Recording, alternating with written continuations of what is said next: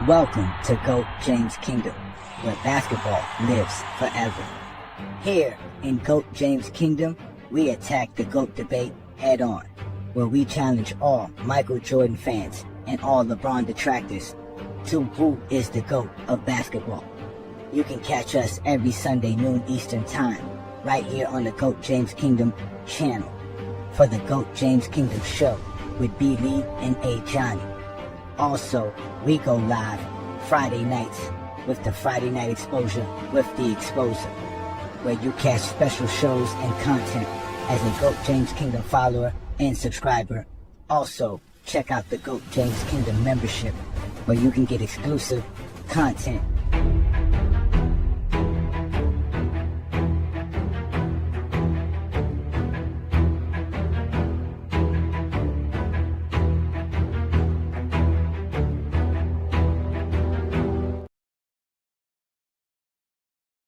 Breaking news, GOAT James made the Hall of Fame as an active player, only former MVP to accomplish such feat. Zesty Jeffries are gathering now to formulate an excuse.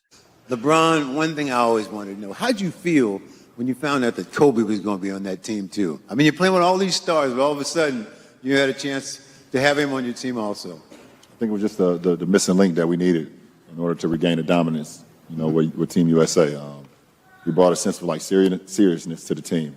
He made us lock in, and we knew once he joined and he was going to be committed that, we couldn't be doing nothing half-ass.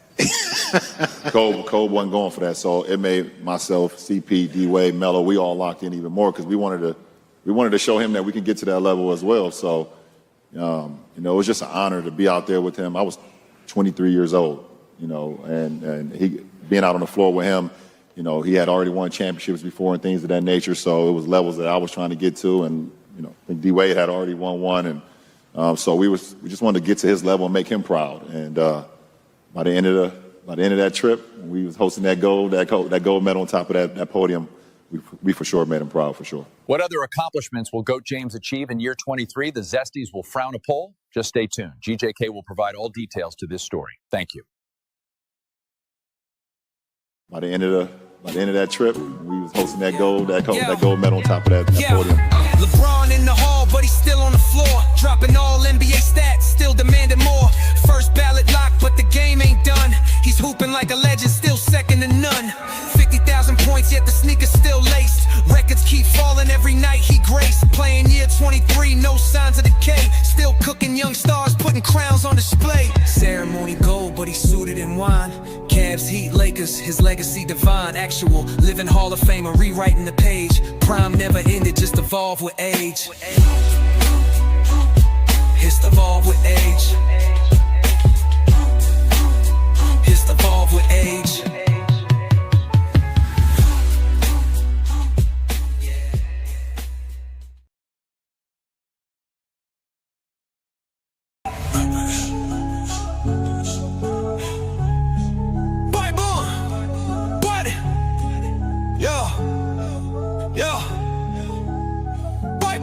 They said the crown was settled, but we came to rewrite. B. Lee with the blueprint of Johnny bringing the fight. LeBron with the vision, no gimmicks, just facts. GOAT James Kingdom put the whole game on his back. Built like a fortress from the haters we fed. A Johnny with the flame while B. Lee stay ahead. Dropping Olympic gold in 40-point nights. 2012 done, had the world in fright. Skip the nostalgia, we talking data and war. Got receipts for the lies y'all been praising before. From Cleveland to Miami to the Lake Show rise. Finals MVPs rain down from the sky. This ain't opinion, this verses got math. When B. Lee speak numbers and a Johnny bring wrath. We got songs for the truth, hooks for the pain. Every bar built to echo LeBron's reign. Paul's Wayne. Oh, boom. Wait, April? Let's get it. Ha, ha.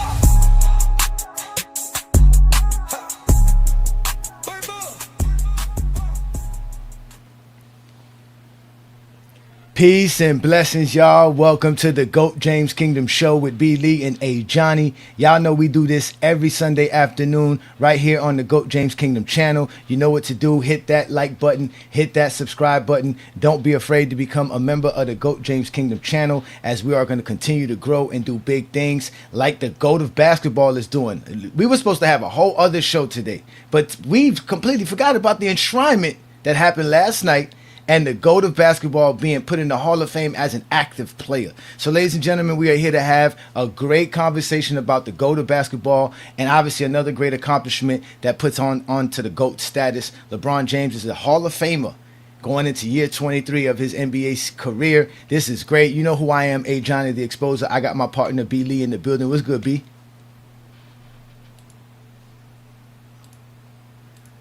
Oh, I always got to make sure you get unmuted. But what's good, B? What's good, Brandon? Oh, so what's good? What's good, everybody? All right, and obviously we know we got King John in the building and all the other GJK members. Peace and blessings to you, King John. What's good, brother? What's good, everybody? How everybody doing today? All right, well, we doing good. We doing good. We doing better than Zesty Jeffries are. I tell you that much. They really woke up today upset. So shout out to all the GJK members in the building. I know y'all are feeling great. You know, everybody's representing the Forever King. Yes, indeed. Shout out to y'all. We see all y'all in the comments, man. Peace and blessings, man. And again, y'all hit that like button, hit that subscribe button. We're also going live on our IG account to let it be known. Also, we're supposed to have a special guest that's going to show up today. So we're going to find out if the gentleman does show up, and we'll have a conversation with him. But again, like I said, y'all, peace and blessings. We're here to have some fun. We're going to discuss LeBron James making the Hall of Fame in the 2008 Olympic team. So let's just start off with you, Brandon, because, you know, LeBron's our boy, man. That's another great accomplishment. How did we forget about the enshrinement this week? Did you know it was this week? Well, I actually knew what was going on. I didn't think LeBron was going to actually be there. That's why I didn't pay too much attention to it. Even Dwight Howard was surprised when he showed up. He's like, "Oh, LeBron James is here." Yeah, so you know, it was good seeing Dwight get his respect. Still don't understand why he's not a top 75 player, and Dave Lillard is. That's just bizarre. But we know how it is when you have certain people voting for things. Wow. Certain people voting for things like it's just bizarre. But anyways, with LeBron James, you know, we always say he had 4 Hall of Fame careers. You know, his first stint at Cleveland. You know how he took that team, you know, to the finals and all the stuff he did in the playoffs. The youngest back-to-back MVP. All NBA first teams. What he did as a younger player was just incredible. Then he went to Miami, did another Hall of Fame career, the youngest back-to-back Finals MVP, 2-time MVP there as well, 2 titles. You know, he should have been back-to-back Defensive Player of the Year, but it's all good. Like I said, we all know what happens when we have certain people voting for awards. Then he went back to Cleveland again, another Hall of Fame career. Did all these crazy things with Cleveland. The 2016 Finals was just remarkable what he did, leading every team in all players in all major statistical categories in the finals. And then, you know, the first player to average a triple-double in the finals, like there, 4 years, 4 finals, crazy. Then went to the Lakers, did some more things that players his age, late in their career, should not be doing. The youngest, not the youngest, but the only player after year 17 to be Finals MVP, you know, led the league in assists and everything, and all the things he done there. Then we have to add this other Hall of Fame career. This is his 5th Hall of Fame career because his international stuff that he's done. FIFA gold medal, 3-time Olympian, Hall of Fame due to being in the Olympics. The most triple doubles in the Olympics, second in assists in the Olympics. Like what he's done, and he got the most steals in the Olympics. Like what he's done in the international play gives him a 5th Hall of Fame career. There's no one that we could even think of who could have a career like LeBron James has. So shout out to LeBron James doing his thing, always being ahead of everybody in everything. And that's why he's the greatest player of all time, because he's the definition of what the greatest is, because he's the GOAT. Facts. Listen, that was a shocker last night. I was like, why is he there as well? I was like, dang, this man is here. Like, why is he at the? And I was like, oh, they're gonna make fun of him because they're gonna say he showed up for Dwight Howard and Carmelo, but not Dwayne Wade. And then he had the jacket on. I was like, oh, he's getting enshrined. I forgot about the 2008 team. So that was definitely a great moment for that. But we're gonna hold this conversation because we do have a special guest here in the building. We have Mr. Howie Haven. Mr. Just Say You Hate Basketball himself, ladies and gentlemen, has joined the GOAT James Kingdom platform on a Sunday afternoon. Thank you for joining us, sir. Yes, sir. Thank you for having me. Yeah, no, for doubt. Go ahead and plug in your channel, who you are, and what you represent. Go ahead, brother. What's going on, y'all? My name is Howie Haven. You know, I'm from New York, represent always. I live in Los Angeles now, though. So I moved to LA about 5 years ago, and been loving it here. But basketball has been my entire life for my entire life. So, I played in college, just D3. I'm not sitting here trying to tout that I'm this great baller, but I definitely hearing a lot of my comments is like, oh, this dude probably never played ball. Nah, I play ball, and I still play ball. I don't know. I'm just, I started my Just Say You Hate Basketball page. Really, my first post was when Kevin Garnett was talking to Stephen A. Smith about the Julius Randle situation in New York, and I was pissed that we was about to trade Julius Randle. So that kind of started my, like, if we about to trade a 25 and 10 guy, just say you hate basketball. Like, and then it kind of just like took off from there. So year and a half later, here we are. Oh, no doubt. That's kind of funny, man. My wife's a Knicks fan as well, and you Knicks fans are definitely you guys are definitely a special breed of NBA fans. So shout out to you. Thank you for joining us as well. Thank you. So yeah, you definitely made a name for yourself, and invited for a debate, obviously for the GOAT debate. And this is what we do here in GOAT James Kingdom. Just to let you know, I'm A. Johnny, the Exposer. This is my partner, B. Lee.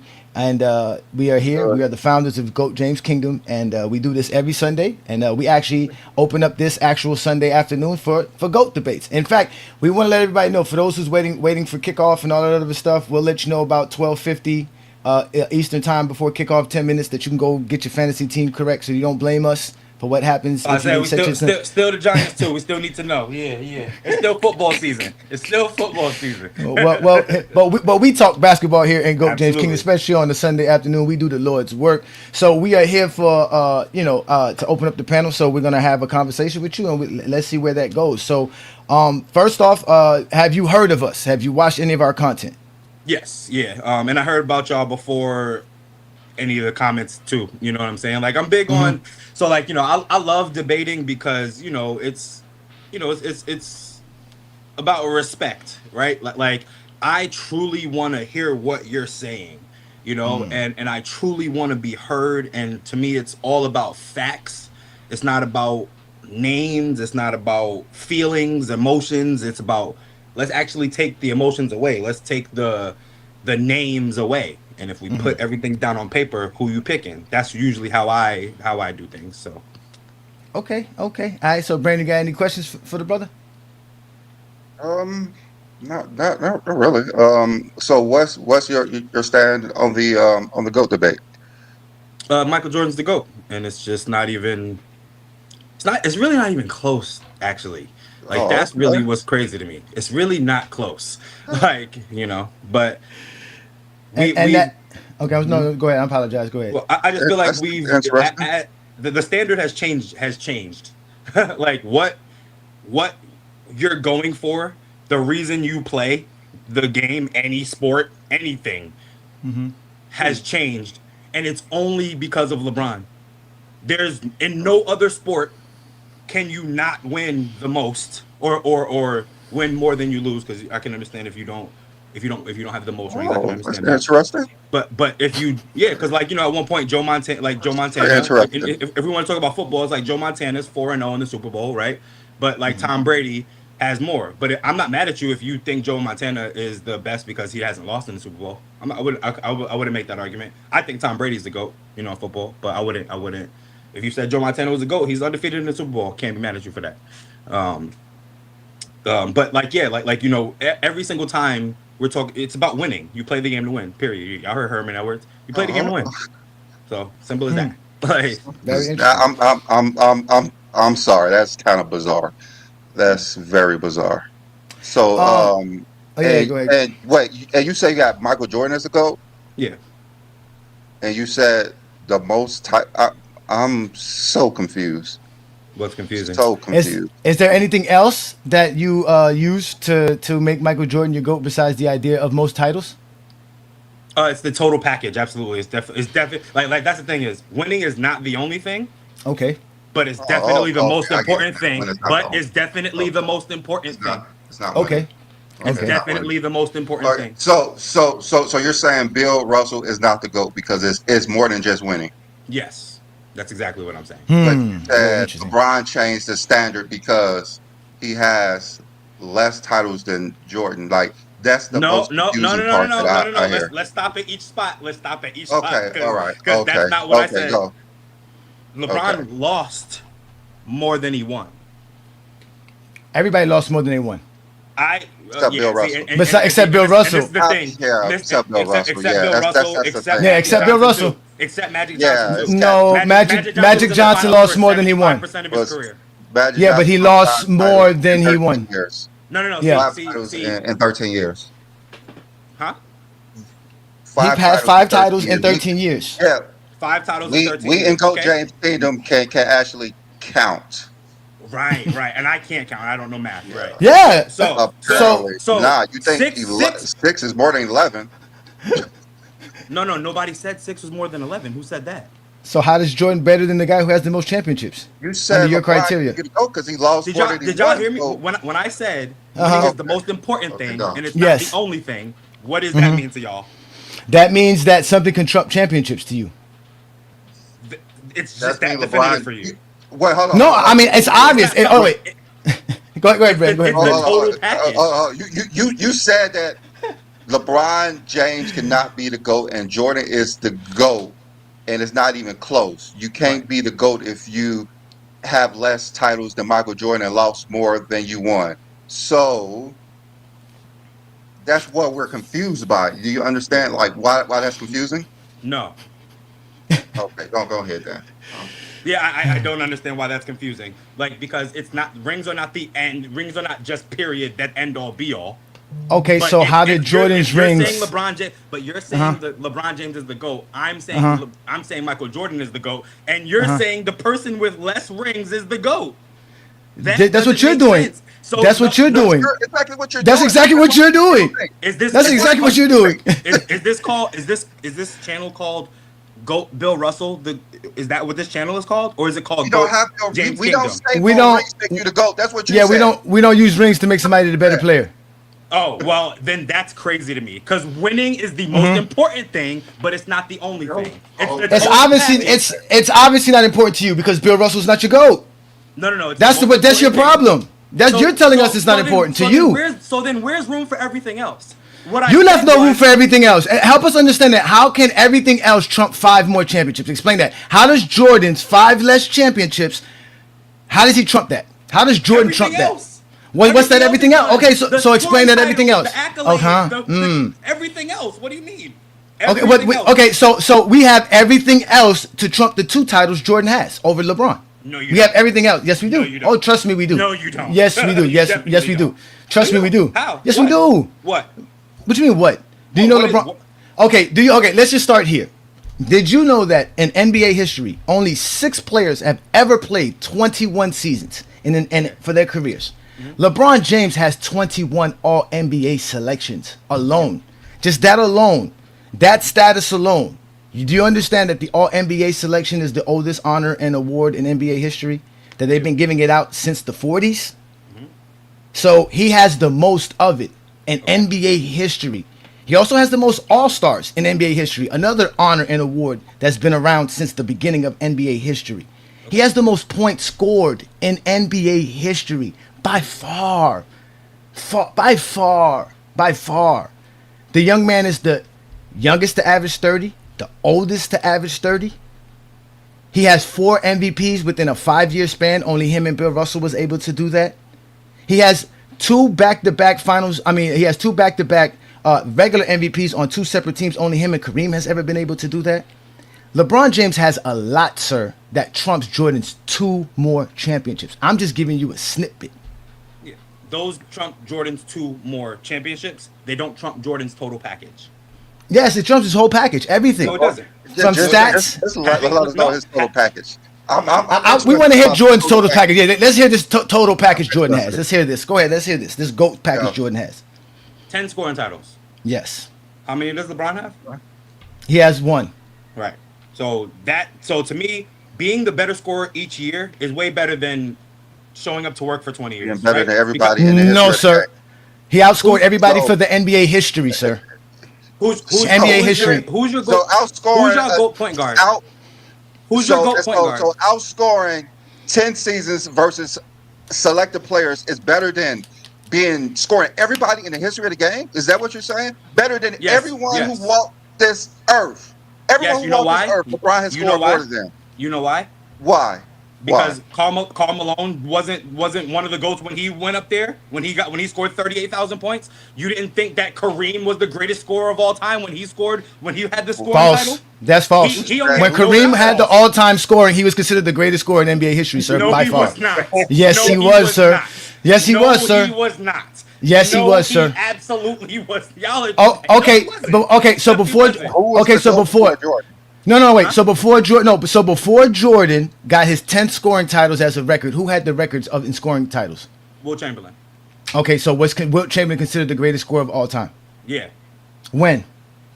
When he was scoring. What do you mean? When he was averaging? Because when Kareem surpassed him, it was Wilt Chamberlain that gave him the ball. Meaning you're the greatest scorer of all time. Because Wilt Chamberlain had the 31,000 points. No one had that. So once he got outscored. That was transferred over to Kareem. They didn't transfer that over when Jordan got his 8th scoring title. Wilt Chamberlain didn't hand over nothing to Jordan. There's no award for that or nothing. That means that the NBA honors the actual all-time scoring record, which is the actual stat for the player's career, not their average. And at the end of the day, Kareem Abdul-Jabbar had 38,000 points when he retired and was considered the greatest scorer in NBA history due to that. No, he wasn't. But he just wasn't. When you are consistently the best every single year. Hold on for a second. Give me your top 5 scorers of all time. Top 5 scorers. All right.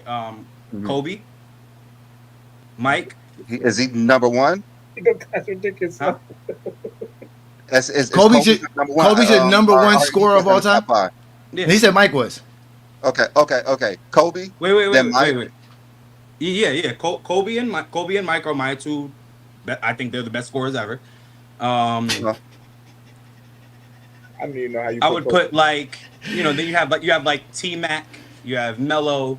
Okay. He fell for the trap. Yeah, he fell for the trap. Yeah, you have guys that. How is Melo a better scorer than LeBron with 1 scoring title? They both have 1 scoring title. I know. So how is he better than LeBron? Well, because you can do more. So by your definition, scoring titles don't make you the better scorer because you didn't name Wilt Chamberlain. You didn't name Wilt Chamberlain with 7 scoring titles. He has the second to Jordan. Don't make you the greatest scorer. Exactly. The definition. Who my top 5 scorers are? You just named them. And you didn't say Wilt. And you didn't say Wilt Chamberlain. Or Kevin Durant, or Allen Iverson, or George Gervin, who are the guys who have the most scoring titles in NBA history. You have to be consistent. That's the main thing on GOAT J. If you're not consistent, it's easy to fall for the trap. No. You guys can't just sit up here and try to change the narrative and tell we me did it. Consistent. I didn't change nothing. I didn't change a thing. You asked me who my top 5 scorers were, and that's different than who the greatest scorers are. Huh? The greatest, my top 5 scorers are different than who the greatest scorers are. Okay, so who are the greatest scorers? So who are the greatest scorers? The greatest scorers of all time. The greatest scorers are who consistently shows the list. The list. That's the greatest. No, don't tell me. Top 5 who I think is. I'm a Knicks fan. Do I just think no, sir. We don't really care. They're the greatest because I'm a fan of them. No, that's my team. You said okay, Howie. My top 5. Tell us. Howie. We asked you this because we want you to tell us who you think is the greatest scorers of all time, not your. You said yes. You said who's my top 5. That's not who the greatest Yeah. scorers are. Okay, so who are the greatest scorers of all time? The people that have the most that show that they're consistently the best scorer year in and year Who out are are those teams. those? You were Who reading are the those list. people? Who are You were those reading the people? list. You were reading the list. But you don't know those people? Yeah, George Gervin, Allen Iverson, Kareem, or I don't know if you said Kareem, but he's only got 2 scoring titles. LeBron is one of them. How? He has 1 scoring title. Because it's not just cut and dry, guys. When it's for Jordan, it is. When it comes to Jordan, it is. When you're talking about who's the greatest and just who's great, that is a big difference.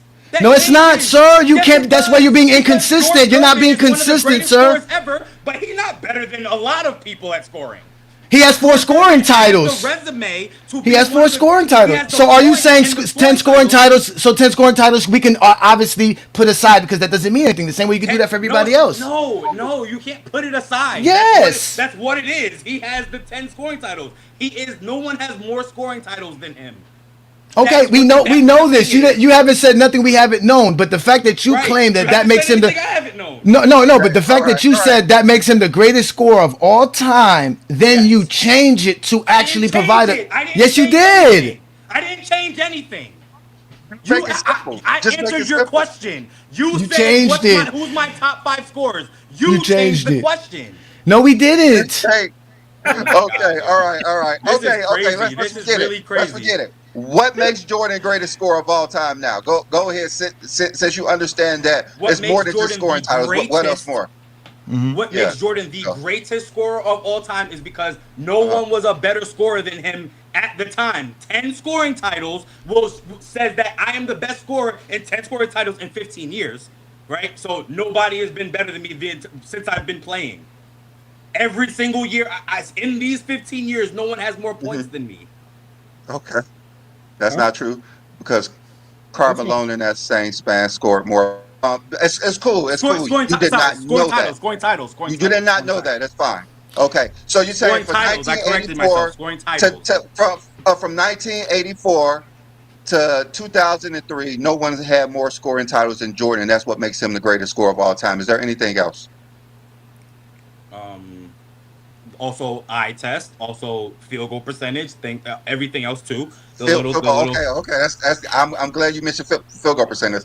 Phil, I appreciate that. I appreciate that, Jim. I know you. Okay, anything else? I know LeBron has a higher field goal percentage. That doesn't mean anything.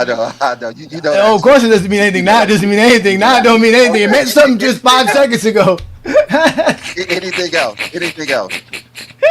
I said it all. Yeah, we know who the best scorer is. All right. So you name a 15-year span, which makes Jordan the greatest scorer of all time, and he has almost a 50% field goal percent. Okay, all right. So no one's done that Jordan did, but no one scored 50,000 total career points. No one scored over 42,000 points in the regular season. No one scored over 8,000 points in the postseason. No one has 20 straight seasons of scoring over 25 points per game.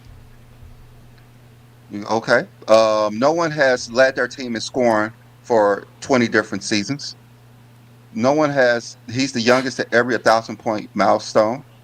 He scored 40 points versus every NBA team. He has the longest consecutive double-digit scoring games, most All-Star game points. He's second in the USA in scoring. No one scored more points in the history of basketball if you include his international career. No one has scored more than. So when we're going by the most scoring accomplishments, wouldn't that make LeBron James the greatest scorer of all time? He played more years. If you're saying the most, if we're saying the most, you got one thing for Jordan. Yeah, you got. That's another reason. You got one thing for Jordan, and I just name off 10 things for LeBron. So don't 10 trump one? Not only that, I was gonna say not only that, Brandon.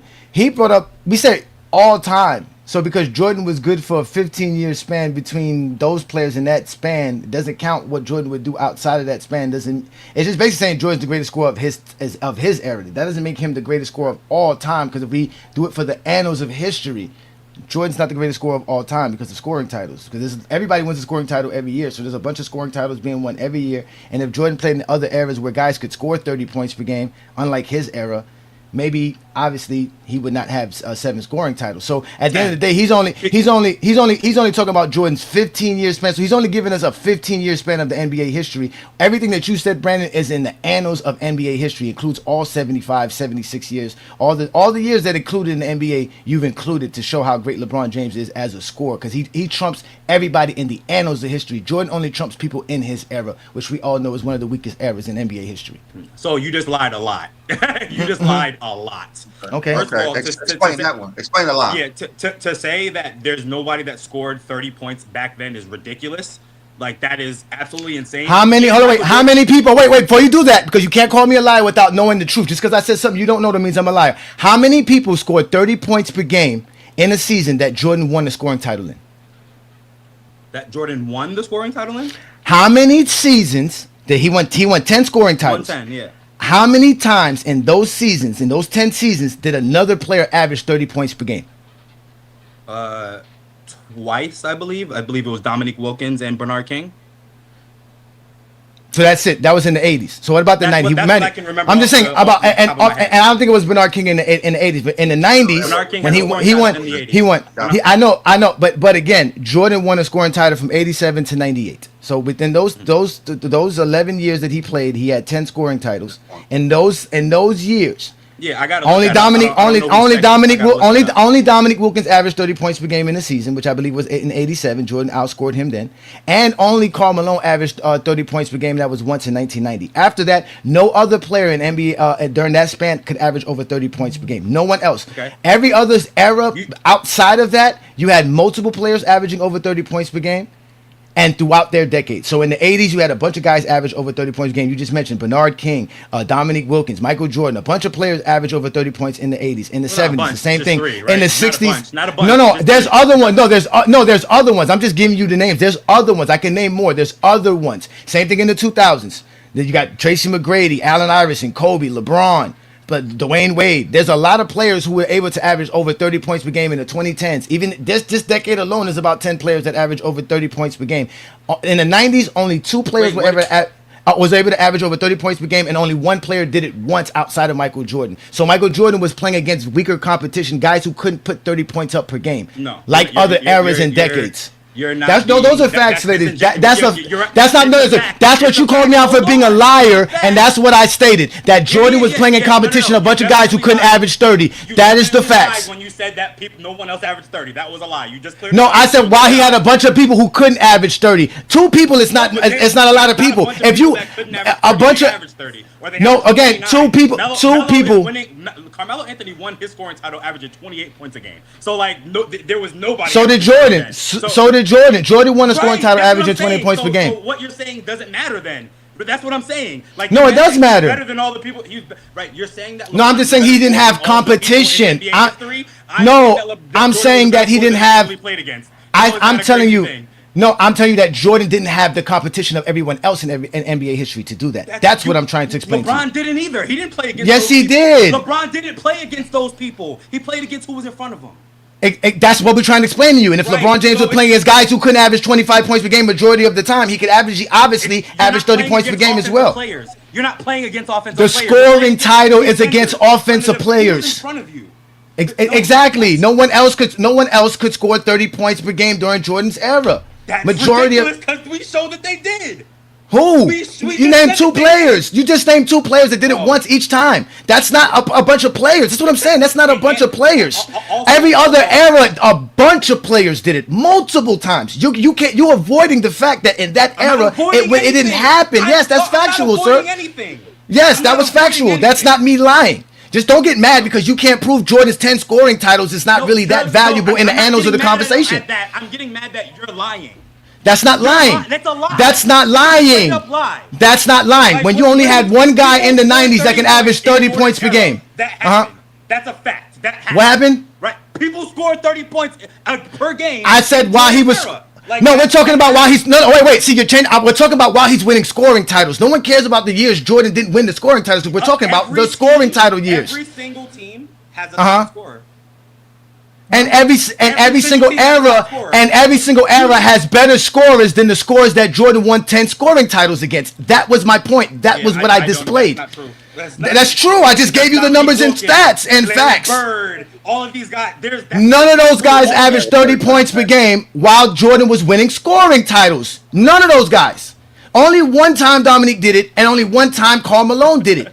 And every other era, multiple players were doing it. Bernard King. Did Jordan win a title when Bernard King did it? A scoring title? No. That was not when Jordan averaged 22 points a game that season. Yeah.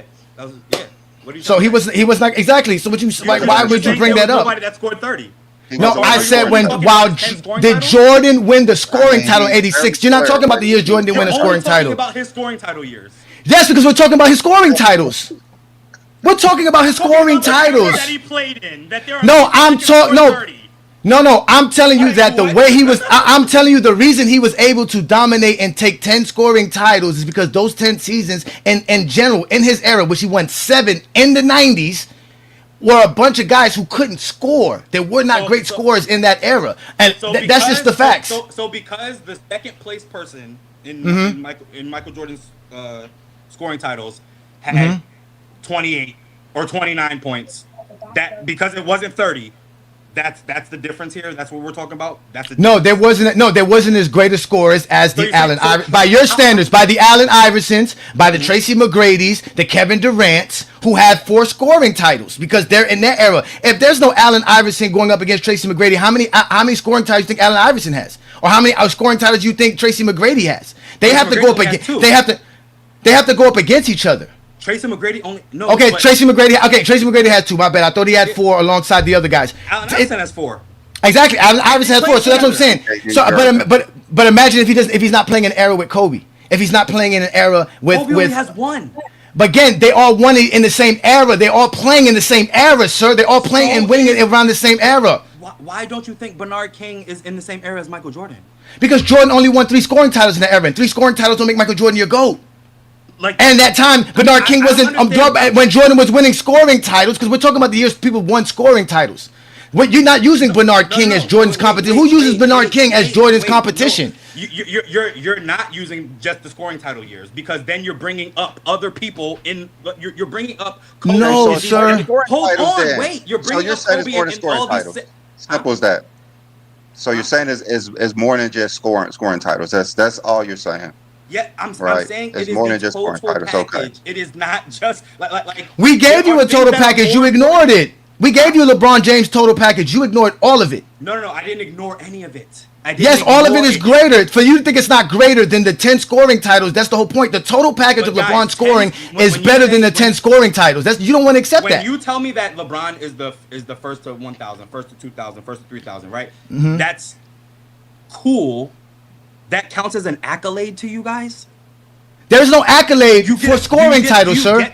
You get a trophy. Scoring title's not an accolade either. No. Whoa, you do not. You do not. Whoa. You do not. You literally get a trophy for the scoring title. What do you? No, you don't, sir. No, you do not, sir. You do not get a trophy, sir. You do not get a trophy for the scoring title, sir. You do not.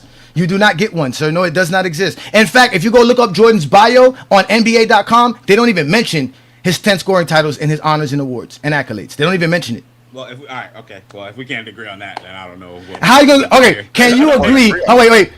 Do you accept this is fact that if you went to Michael Jordan's bio on NBA.com and checked up the awards and accolades that exist on his career, and they don't have 10 scoring titles there, would you accept that as not an accolade and honor? No.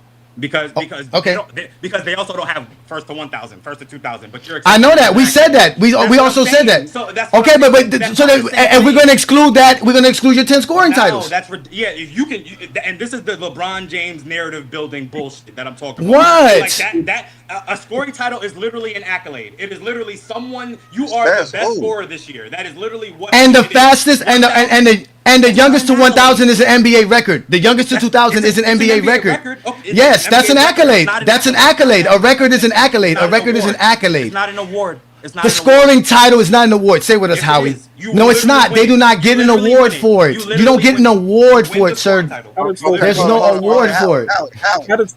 Howie, okay. Is there an award for the most offensive rebounds in a season? No. There's a rebounding champ, though. Right there. Okay, Right. now that you say that, does Jordan have the most seasonal titles? What is explain what that means, please. Seasonal stat titles, the most scoring titles, the most steals titles, assists, blocks, steals, all that together. Does Jordan have the most of those? Like if you add them all, if you add all of them together. Yes. I'm trying to. I don't. Yes, I'm if you not add them trying to all understand, together, you know, yes, what I'm saying. that's the most seasonal stat. All of them together, all the assist titles, all the rebounding titles, all the block titles, all the steals titles, and all the scoring titles. No. You put them all together. Jordan doesn't have the most of those. Okay, does Jordan have the most of one particular category? Scoring titles. No, I'm just saying. Is that the most? Is 10 scoring titles the most in any particular category? I believe so. Yeah. It's I also believe so. not. So it's also not. So No, I'm saying because for Michael. I'm saying for him. Like no. He has the most scoring titles, but there's also players who have the most rebounding titles, players who have the most Oh, yeah, steals he doesn't titles, have players. that. Yes, So correct. that's what I'm saying. So they're all equal. The guy who has the most rebounding titles is equal to Jordan's 10. They both have the most in each category, but is Jordan's 10 the most in all those categories? okay. It's not. Yeah, I don't believe someone has 11 rebounding titles. I don't believe someone has 11 assist titles. I believe. I'm pretty sure. Somebody does have 11 rebounding titles. Is it Dennis Rodman? No, Who is it? Jordan's nemesis, Wilt Chamberlain. Okay. Okay. So when we're talking about the greatest players of all time, when we put the total package in there, as greatest 10 scoring titles there's other players who's accomplished more under the same category, under the same feat that you like to praise Jordan for. And at the end of the day, scoring is not more important than rebounding, assists, blocks, or steals. So players who are the most in that also should be ranked higher on your list because that's not true. yeah, That's not true.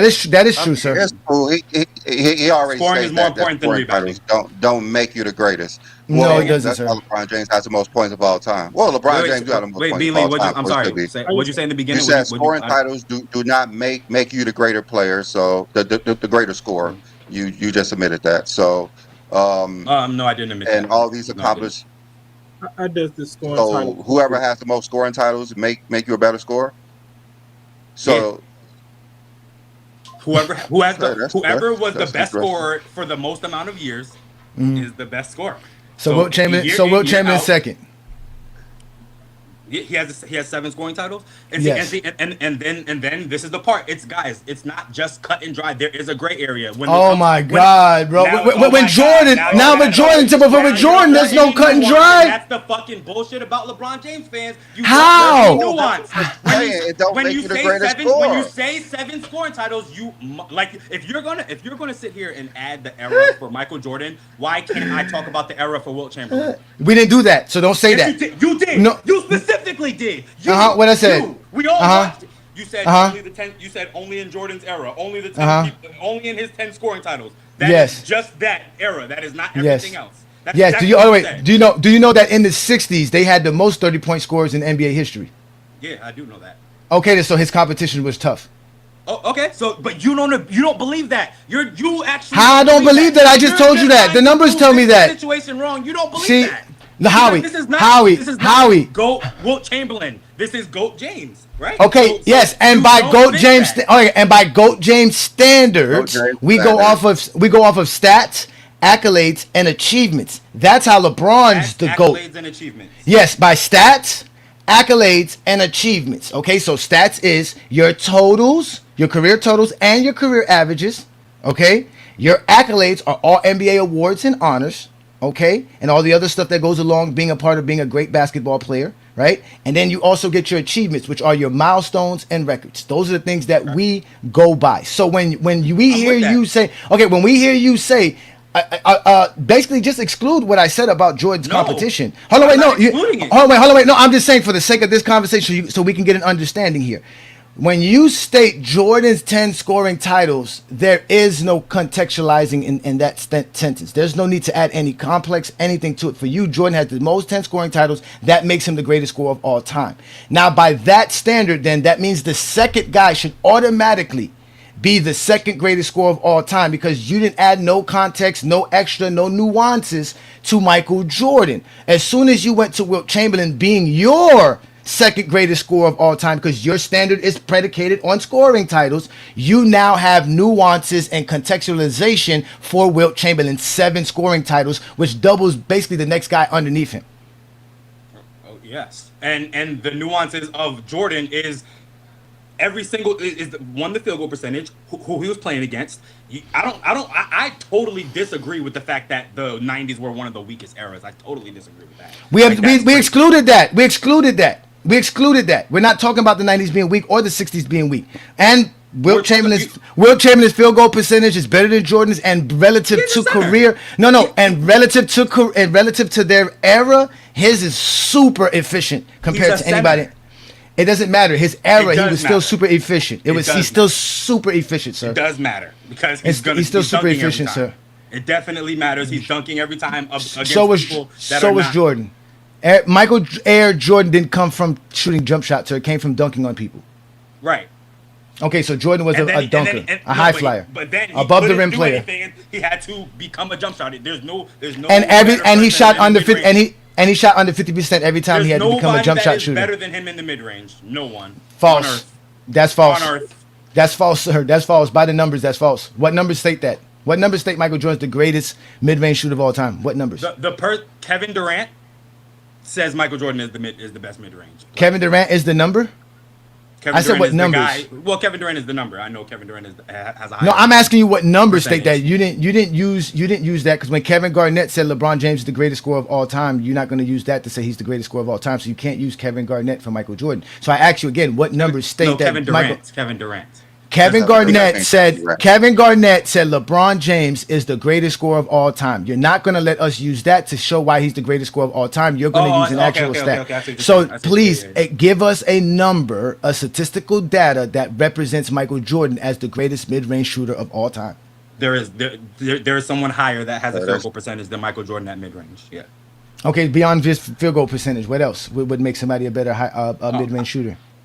There's eye test. I think footwork. And you being able to, huh? No, eye test. Yes. If your eye test can't see stats, why should we trust what you saw on the TV screen? Oh, because I don't agree with the stats that you. What do you mean? Like because. However, first of all, how can you not agree with? You're a basketball player. Oh, you're a basketball player. So you telling me when you was out there balling, you put up 32 points, I can look at your 32 points and say, man, that was a scrub 32 points. You ain't a good basketball player. Can I do that? Did I take 30 shots for the 32 points? Well, that's what Jordan did. No, but he made half of them, right? Like he's 50% from the field. So let's. Oh, so now, that's what I'm saying. But that's what I'm saying. If he took a lot of shots to average 30, more than anybody in NBA history. Jordan has the most shots per 100 possessions than anybody in NBA history by far, which is why he was able to average more points than anybody. So that by your standards, then Wilt Chamberlain's a better scorer because Wilt Chamberlain averaged 30 with Jordan while taking less shots and shooting better. So Wilt Chamberlain, that's what I'm saying. You have to actually make the shots. I understand all that, but what you're saying is the stats don't matter. But now you're telling me to look at Jordan's stats. This is like I didn't say the stats don't matter. I never said that, right? Like that's not a thing that I ever said. So why can't you see the stats when we tell you the stats? The stats don't tell the whole story. What story's trying to be told? Tell the whole story. What story's trying to be told? What story's trying to be told? The stats tell you the truth. Right. So, your 32 points is 32 points. What story did I need to tell after that? How'd you get them? Did you win? So the only 32 points matter if you win. That's what I'm saying. 32 points only matter if you win. They matter more for sure. If you do you want 30 points in a win or 30 points in a loss? Like that doesn't even make sense. I would want 0 points in a win instead of 30 points in a loss. So that's what I'm saying. I don't think my individual stats affects winning like that. The point is to win. Oh yeah, we always do that. We always told you that. Of course, we always told you that the point is to win. So it's the point, right? So if I had 0 points and we won, I'd be happy. If I had 30 points and a loss, I'd be like, damn, we lost. So again, how is Bill Russell not your GOAT then? Why does Jordan 10 scoring titles trump him? Because he won more championships. Again, you said you rather win a championship. All right, let me ask you a question. Would you rather win 6 championships averaging 30 or 11 championships averaging 15? Who am I in this situation? Again, you am are I the player. You are the guy. Again, you are one guy who's averaging 30 and won 6 championships doing that. You are the other guy averaging 15 and won 11 titles. Which is the guy you want to be? In the better era? What's the better era, sir? The better. How was the 90s the better era? We get better because what do you mean? There was 9 teams when Bill Russell played. More good basketball players come out. Like, what are you talking about? Are you saying that Bill Russell's 11 championships are diminished due to the level of competition he played? I'm saying and this may be disrespectful, as time goes on, yes. Like Okay. I start to Let look him at talk, 'cause he gonna I put us start to up look in at hope. this at Bill Russell like, damn, these who are you playing against? You're playing against 9 teams. Sorry, hold on. You're playing. Oh. Am I back? No, you good. Yeah, you good. Good. Yeah, you good. Hello? You good. Yeah, you good. You good. Yeah, Can you hear us? We can hear you. I don't know if he can Yeah, hear us hear now me? because he got a phone call. Yeah, we can hear you. He got a Can phone y'all call. hear me? Yeah, we can hear you. We can hear you. We can hear you. Oh, You I can't hear good? y'all. I just got a phone call, so that. Yeah. No, you got. He got to wait till the phone call ends. He has to wait till the phone. You have to wait. I don't. Yeah, you have to wait till it goes into voicemail. It's because the phone I the can't phone hear is still nothing ringing. you're saying. Yeah, no, that's what it is. Oh, He's, I just want to know how the scoring trophy, how the trophy look. I never seen it. You know, There's this fake ones all over the internet. created trophy for Hold Melo. on. I'll just rejoin. That's what Let they me going back in off a of. second. I can't hear nothing y'all saying. Okay. Yeah. Okay. Oh, Lord have mercy. He's so stuck on these scoring titles. I wish we would just move on. Like he don't agree with it. He doesn't think. No, are we about to move on right now? Because he's about to let us prove why Jordan's 6 titles don't mean more than LeBron's 4. He's just about to prove it to us right now.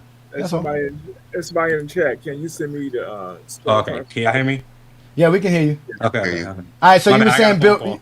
No, it's okay. No worries, brother. It's all good. What happens is that once you get a phone call, if you send it to the back until the phone call stops ringing and they go to voicemail, you're not gonna be able to speak. Yeah, that's what usually happens. But it's all up. We having a great conversation. So you were back to you saying Bill Russell's competition was inferior. Yeah, man. Yeah, Bill Russell's was inferior. Go ahead.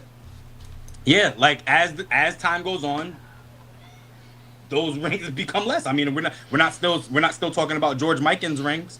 Like, you know what I'm saying? Like as time goes on, those rings get diminished. So yeah, I expect in what's 2025 in 2050, we about to look at Jordan's rings like. Well, we look at Jordan rings like that now. We don't need to go to 2050. Yeah. We don't need to go to Well, 2050. I mean, Bill Russell played 30 years before Jordan, and it's 30 years after Jordan now. It's the same thing. When Bill Russell won his 11th championship, that was in 1969. Jordan won his 6th championship in 1998. That's a 30-year difference. So there's really no difference right there. We could easily say the 90s. We could easily say the 90s was weak competition. The 90s was weak competition due to the expansion era and the dilution of talent in the NBA. And the fact that the NBA stalled teams from making players move around and things of that nature. So we could say that era was weak. So those 6 championships are not as valuable as the 4 LeBron won in a tougher era versus better players, better competition pool. Do you think that it's? I think that how many times were there when with the expansion with Jordan and remember Miami and Orlando came in? How many teams were there then? It went from 23 teams to 29 teams by the end of 96. 29 teams. Yes. There's levels to it, man. like Bill Russell was playing against 9 teams. Again, and Jordan was playing against dudes that shouldn't even been in the league. Dudes that shouldn't have been that? starters on. A perfect example. Guys like Muggsy Bogues should have never been a starter. He only became a starter because the league expanded. He was a bona fide bench player, but because the league expanded, he was able to get a starting role. Same thing for Craig Anthony. Craig Anthony spent years on the bench He didn't with the come Knicks. into the league as a Muggsy Bogues didn't come into the league Question. as a bench player. I have a question for you. If the 90s were 8 teams, do you think the competition would be tougher? If it was only 8 teams. Yeah, because it's a more like so here's the thing, and this is the gray area when it comes to 20. I mean, you can laugh all you want, but it's not cut and dry. It's only cut and dry for you. There's always a caveat. It's always a caveat with you, brother. It's always a caveat, brother. Always. It's yes, no. It's always not cut and dry. There's never nuance to what you have. You only add a nuance when you contradict yourself. Now you want to add nuance. Myself at all. All you've been doing all sir, we've been here for myself at all. You've been contradicting yourself this entire time. No, I haven't. You just said that the 60s was weak because of 9 teams. We asked you if there was 9 or 8 teams in the 90s. You said it would be tougher competition because you realized the less teams it is, the more great players. You did. You just said that. You said that there was a caveat to it. That you didn't give us a caveat for the 60s. And then you cut me off Can I? No, can I wait. answer? Did you give us a caveat for the 60s? Why do I? I'm about to. The caveat is the comparison between the two. That's the nuance. Is the difference. If you're taking Okay, what's the difference between the 8 teams? Yeah, go ahead. You're telling me there's only 9 teams in the 60s, and you're telling me that there's only 9 teams in the 90s. Yes, there is nuance in there. These 9 teams in the 90s are better than the 9 teams in the 60s. Yes. Why? Because Why? we're humans. We evolve. We progress. We get better. Right? Like. So as we go up the ladder, you're supposed to be better than the people before you. That is just that's what's supposed to happen. So by your standard, LeBron's the GOAT, sir, because as we progress and get to 2025, LeBron's the greatest. That's what it is. Yeah, that's what you just said is supposed to happen. Right, this is my point. You're not doing more than the guy before you. And Jordan did do more than the guy before him. He definitely did. No, he didn't. No, he didn't. No, he didn't. No, he didn't. No, he did more than Bill Russell before him. And if you No, he didn't. What did he do more than Bill? What did he do more than Bill Russell? The only thing he didn't do more than Bill Russell is win more championships. What else? What did he do more than Bill Russell? What else? What else? What is everything else? What is everything else? What is that? What is everything else? Say and start naming them. Scoring titles. Okay, scoring titles is one. You said that. Okay. Defensive Player of the Years. They didn't exist. It didn't exist. It didn't exist in his era. It didn't exist in his era. Isn't that nuance? No, you can't add that. You can't add that. Bill Russell didn't have an opportunity to win something. That's not like because he couldn't win it. No, that's fine. That's fine. Are you going to fault Jordan for not being? Are you going to fault? No, keep it. Defensive Player of the Year. Go. Keep it. It counts. What else? What do you mean? Everything. Okay, you said Defensive Player of the Year, 10 scoring titles, and the all defensive team. He doesn't have more MVPs. He doesn't have more MVPs than Bill Russell. That's okay. Teach me. Both of them have 5. Both of them have 5. Okay, I thought Bill Russell had 4. That's my mistake. Okay, that's fine. 4 and 5 years. Okay, yeah. That's enough. For three in a row. So that's it. So just because he has more, he has more scoring titles, more Defensive Player of the Year, and all defensive teams. Those 3 things. That's it. Yeah, and he's a better basketball player with less titles. With less titles.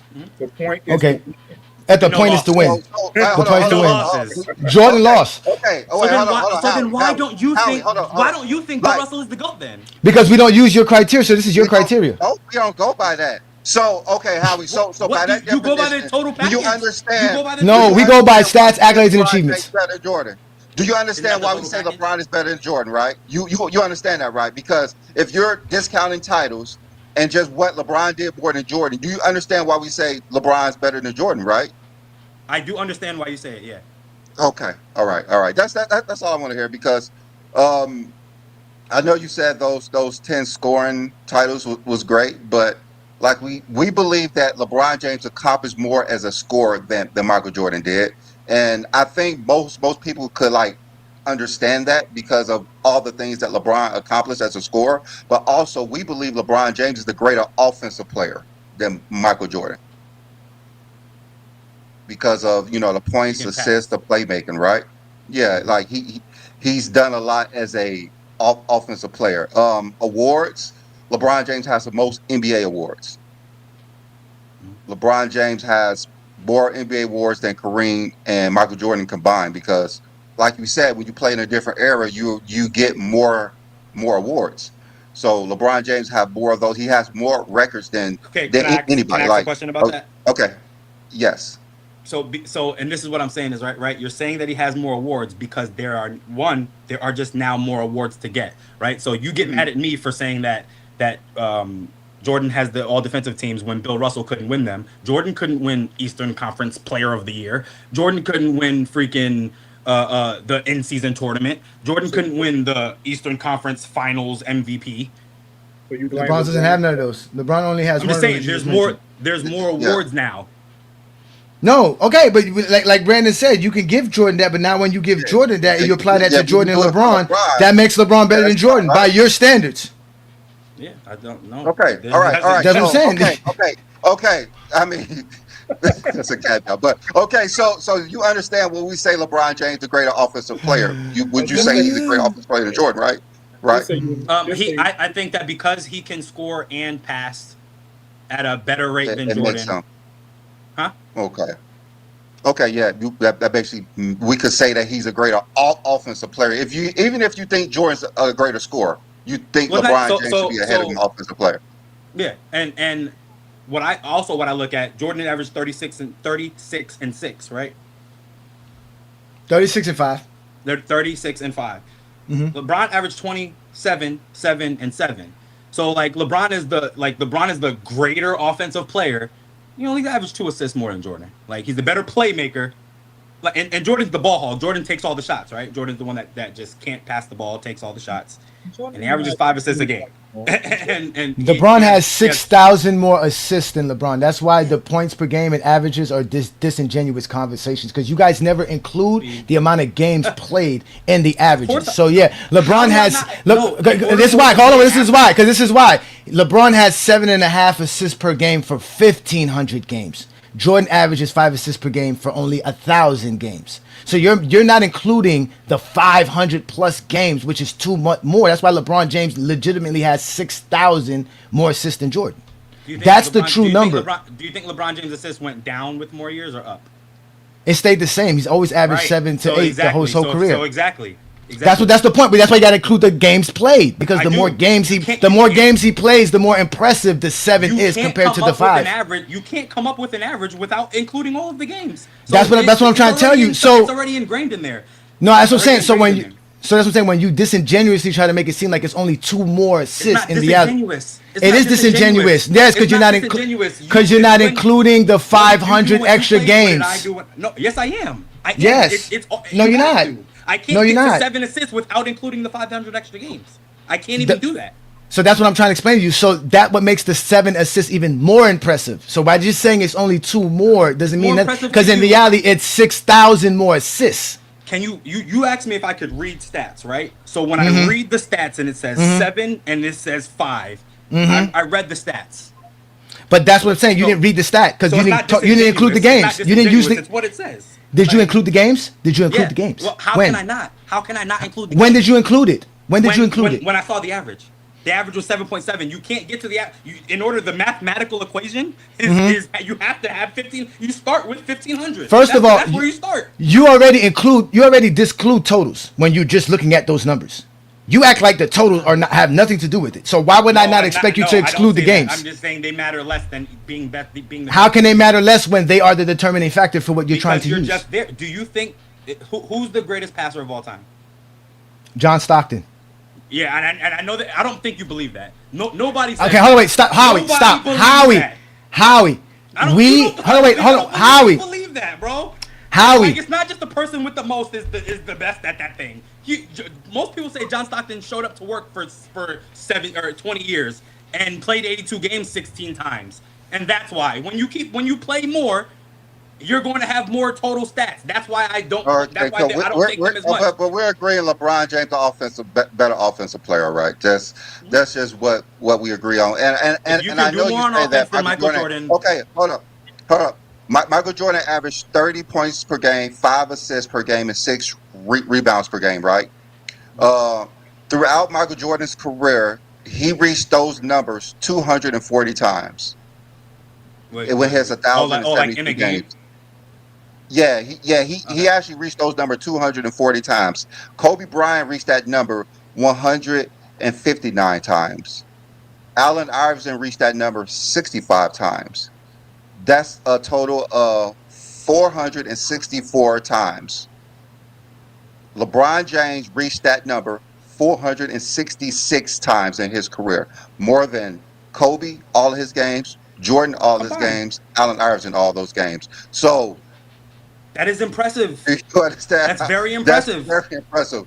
That's very impressive that LeBron James could do Michael Jordan better than Michael Jordan. So let's move on from the greatest scorer, the greatest offensive player, because you didn't make a good case for like scoring. But okay, so let's look at. Just because you say I didn't make a good case defense. For it. Okay. Let's look at defense, because I know you think Michael Jordan's a better defensive player than than LeBron James.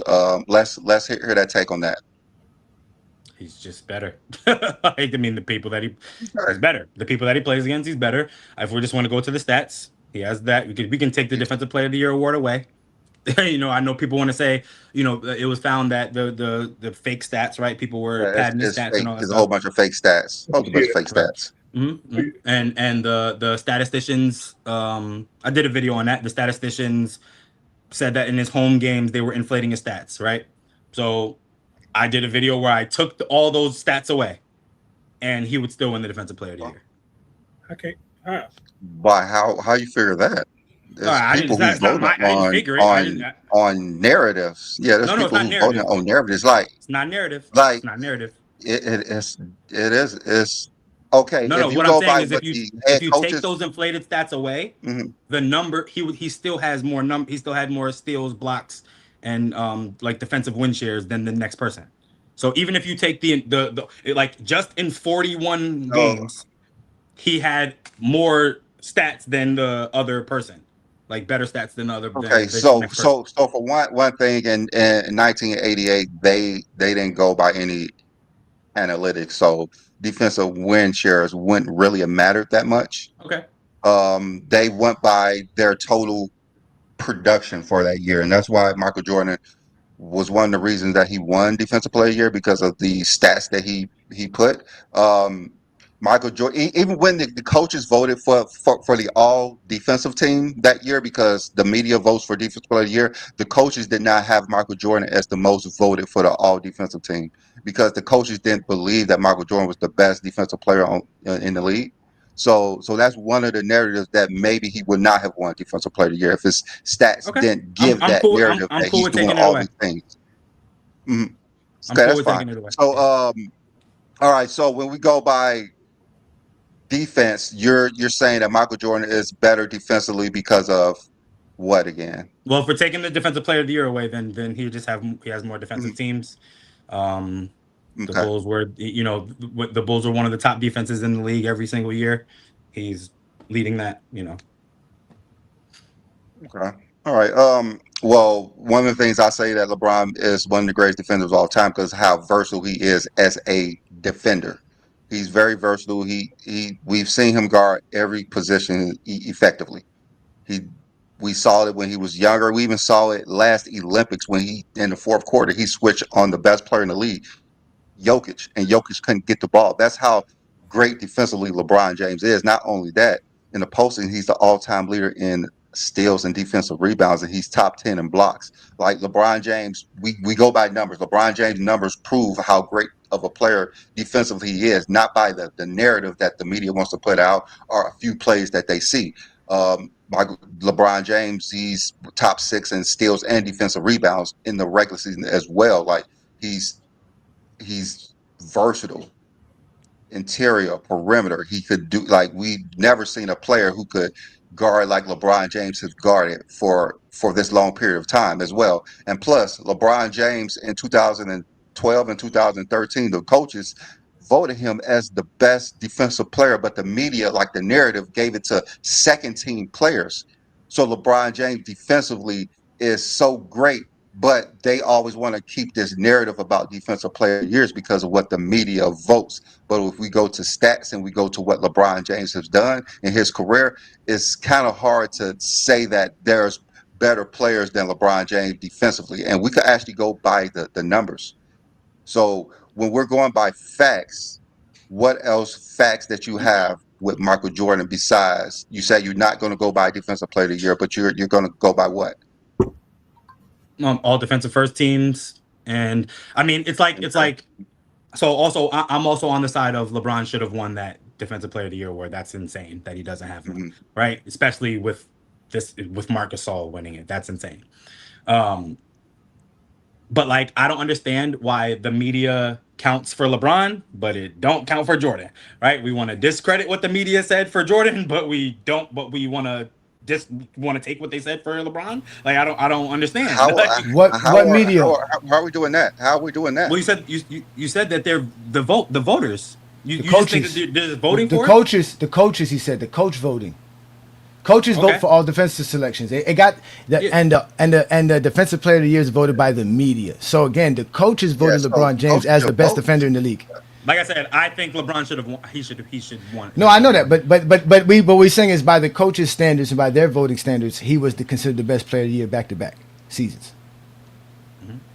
So that's all we're saying. We're not saying that, and that's another reason why LeBron James actually doesn't have more all-defensive selections, because after the media botched back-to-back defensive players of the year due to LeBron James, they had to take a won back-to-back. He could have won it back-to-back. He could have won it back-to-back. What's the other year? Or which one? 2012 and 2013. 2013. Marc Gasol won it. Which in 2012? Marc Gasol won it in 2013 as a guy who didn't really even make no votes to be on the all defensive team. He shouldn't have been there. He shouldn't have. He didn't even. But they gave it to Tyson Chandler in 2012. He was also all defensive second team. To Dwight Howard, I'm guessing. He was to Dwight Howard. But he still got less votes than LeBron James as well in 2012. LeBron got the most first place votes. Him and Tony Allen. First place votes from who? From the coaches. For the all defensive team. Then So he should be the defensive player of the year. after 2013, they stripped the coaches of the all defensive votes. So from 2015 and on till today, the media has been voting for the all defensive team, and that's why LeBron James only has one in the last 10 years. You think that's okay? Okay, so are there? If the coaches still had all defensive selection votes to this day, LeBron James would have probably 5 more all defensive selections on his roster. 5. Okay. He would have it in 2015. He would have it 2016. He would have it 2017. He would have it 2018. 18. And then he would have it 2020. Well. No, in 2020 he would have definitely 2020. So that would be 5 more. Why 2020? Because he was one of the best defensive players in 2020 by far. Yes, he was. You gotta look And at that. 2021 as well. Why? Yeah, 2021 I'm as just well. saying we can just say these things. I don't know why. No, by the numbers. If you go look at the numbers and what he did and like you said, the eye test, his performance. You don't remember what he did in the bubble, what he was doing that season. He was definitely. I remember. That's what I'm saying. He was definitely one of the better defenders in the league, and he definitely would have made an all defensive team by coaching standards. Yeah, by coaching standards, without a doubt. They know for sure LeBron James is that elite as a player. So like I said, those 5 seasons. Things away from Jordan. I'm cool with taking certain things away from Jordan. You know what I'm saying? But like, I understand that LeBron was like that, but he doesn't have the things. He doesn't have those 5 things. He doesn't have what thing? He has the record. So no, well, I'm just saying the next 5. I'm just specifically talking about those defensive teams. Okay, defensive team. Okay, defensive teams. Like he doesn't have those yet. Like also LeBron, no one has led his team in more defensive rebounds in the season than LeBron, and more steals in the season than LeBron. Like LeBron James has those things as well. Like LeBron James has a lot of records as a defensive player. You said no one's led. You said he led the team in what? Led his team in defensive rebounds. No one has led his team in defensive rebounds more than 15 times in a season. LeBron did that, okay. And steals as well, 15 times. No one has did that as well. Not to mention he has the most steals in playoff history and the most defensive rebounds in playoff history as well. He's great. Yeah, no, that's why we say he's the better. LeBron is my second. LeBron is number 2 to me. Like yeah. I don't. He's the second greatest player of all time. So he's better than Jordan offensively. He's better than Jordan defensively. No. I mean, he's not better than Jordan defensively. The stats don't tell the whole story. Well, I just said this. Okay, the stats don't tell the whole story. But if we're using stats, is LeBron James statistically? Okay. All right. I said okay, yeah. That's always been my thing. Statistically, no one's better than LeBron. I mean, I don't know what else we could go by, but well, because right, it's totals. It's totals. If you play the most, it's just like Kareem had the most of everything when he That's was. False. That's false because LeBron James has all these things without being the most players who play the most. He still hasn't played the most games in NBA history. He will this year, though, right? I think it was. Yeah, he might pass it. He has to play over 60 games to get past Robert Parrish, something like that. 60 or 70 games. If he does that, he gets past Robert And then Parrish. it's like, too, it's like, like I get that. Like, but I want to, he's definitely the longest tenured great player. I'm not trying to hate on Robert Parrish or Kevin Willis or these guys, but like, I personally don't care that Kevin Willis played this many games. You know what I'm saying? Like, I care that Kareem Abdul-Jabbar played that many games. So like, I don't know. That doesn't matter like anything. LeBron is yeah. easily the longest. Like he stayed good for longer than anybody else. What about Vince Carter? Okay. Also, is there any debate about who's the most versatile player than LeBron and Jordan? Is there any debate about that? I don't think so. I think LeBron is more versatile. Okay. All right. So we're making it down the list. What about winning? I mean, come on. Is it even a like argument to you winning? So there's no caveat. There's no caveat we can bring to you. No nuance. They're allowed. I'm not allowed to have caveats. No, I'm not saying you are allowed to have it. I'm just saying no because you have them. I'm just saying you had a lot of nuances. I'm just saying, is there any nuance? Do you think we can bring any nuances to that? Because it can't be cut and dry. Six over 4 can't just be cut and dry. I agree. But okay. But I personally don't believe you're about to say anything that trumps 6 over 4. So okay. So yes, you're about to tell me all of the regular season wins. No one has more playoff wins and all of this stuff. You got all these playoff wins, but you don't have more rings. You're the better player, but you don't. You're the better player to y'all. He's the better player, the better offensive player, the better defensive player, the more versatile player, the guy that can do more than anyone else ever, except win. That's the same thing we keep telling you about Bill Russell. Like you just keep like everything that you just said. Nothing. So that means nothing Jordan did trumps 5 more championships, sir. Nothing. Nothing. All those 10 scoring titles, all that tougher competition, you still won less. We're speaking about winning, and you have to. If you're the better player, and you have to win more. That's what makes Bill Russell your GOAT, because he won more. Obviously, he's the better player. Everything to you. You are deciding what my criteria is for. No, you just said that right now. The greatest player of all time has the total package, the everything. If you put everything, all the accolades.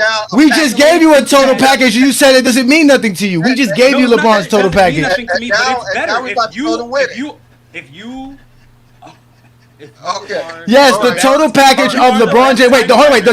The total package of the fact that LeBron James has the most playoff wins in NBA history. He has the most playoff series wins in NBA history. He has the most playoff sweeps in NBA history. He has more winning seasons than Jordan. He has more playoff appearances than Michael Jordan. He has more conference titles than Michael Jordan. He's won a championship on every team he's ever been on. He has the greatest finals performance in NBA history. Yes, it's better than Magic Johnson's 1980, sir. I don't know where you got that from. So 2016 alone is the what rookie? LeBron James had the most points, rebounds, assists, blocks, and steals than everybody in the entire entire finals. To everybody. So he averaged more points than everybody because everybody played 7 games. Even the guys who played less than 7 games didn't average more points, rebounds, assists, blocks, none of that. Like completely. Versus a team that won 73 games with a unanimous MVP. Your boy was playing alongside the league MVP in 1980. So back to the everything. And when we do all this everything, how does 2 more championships trump that?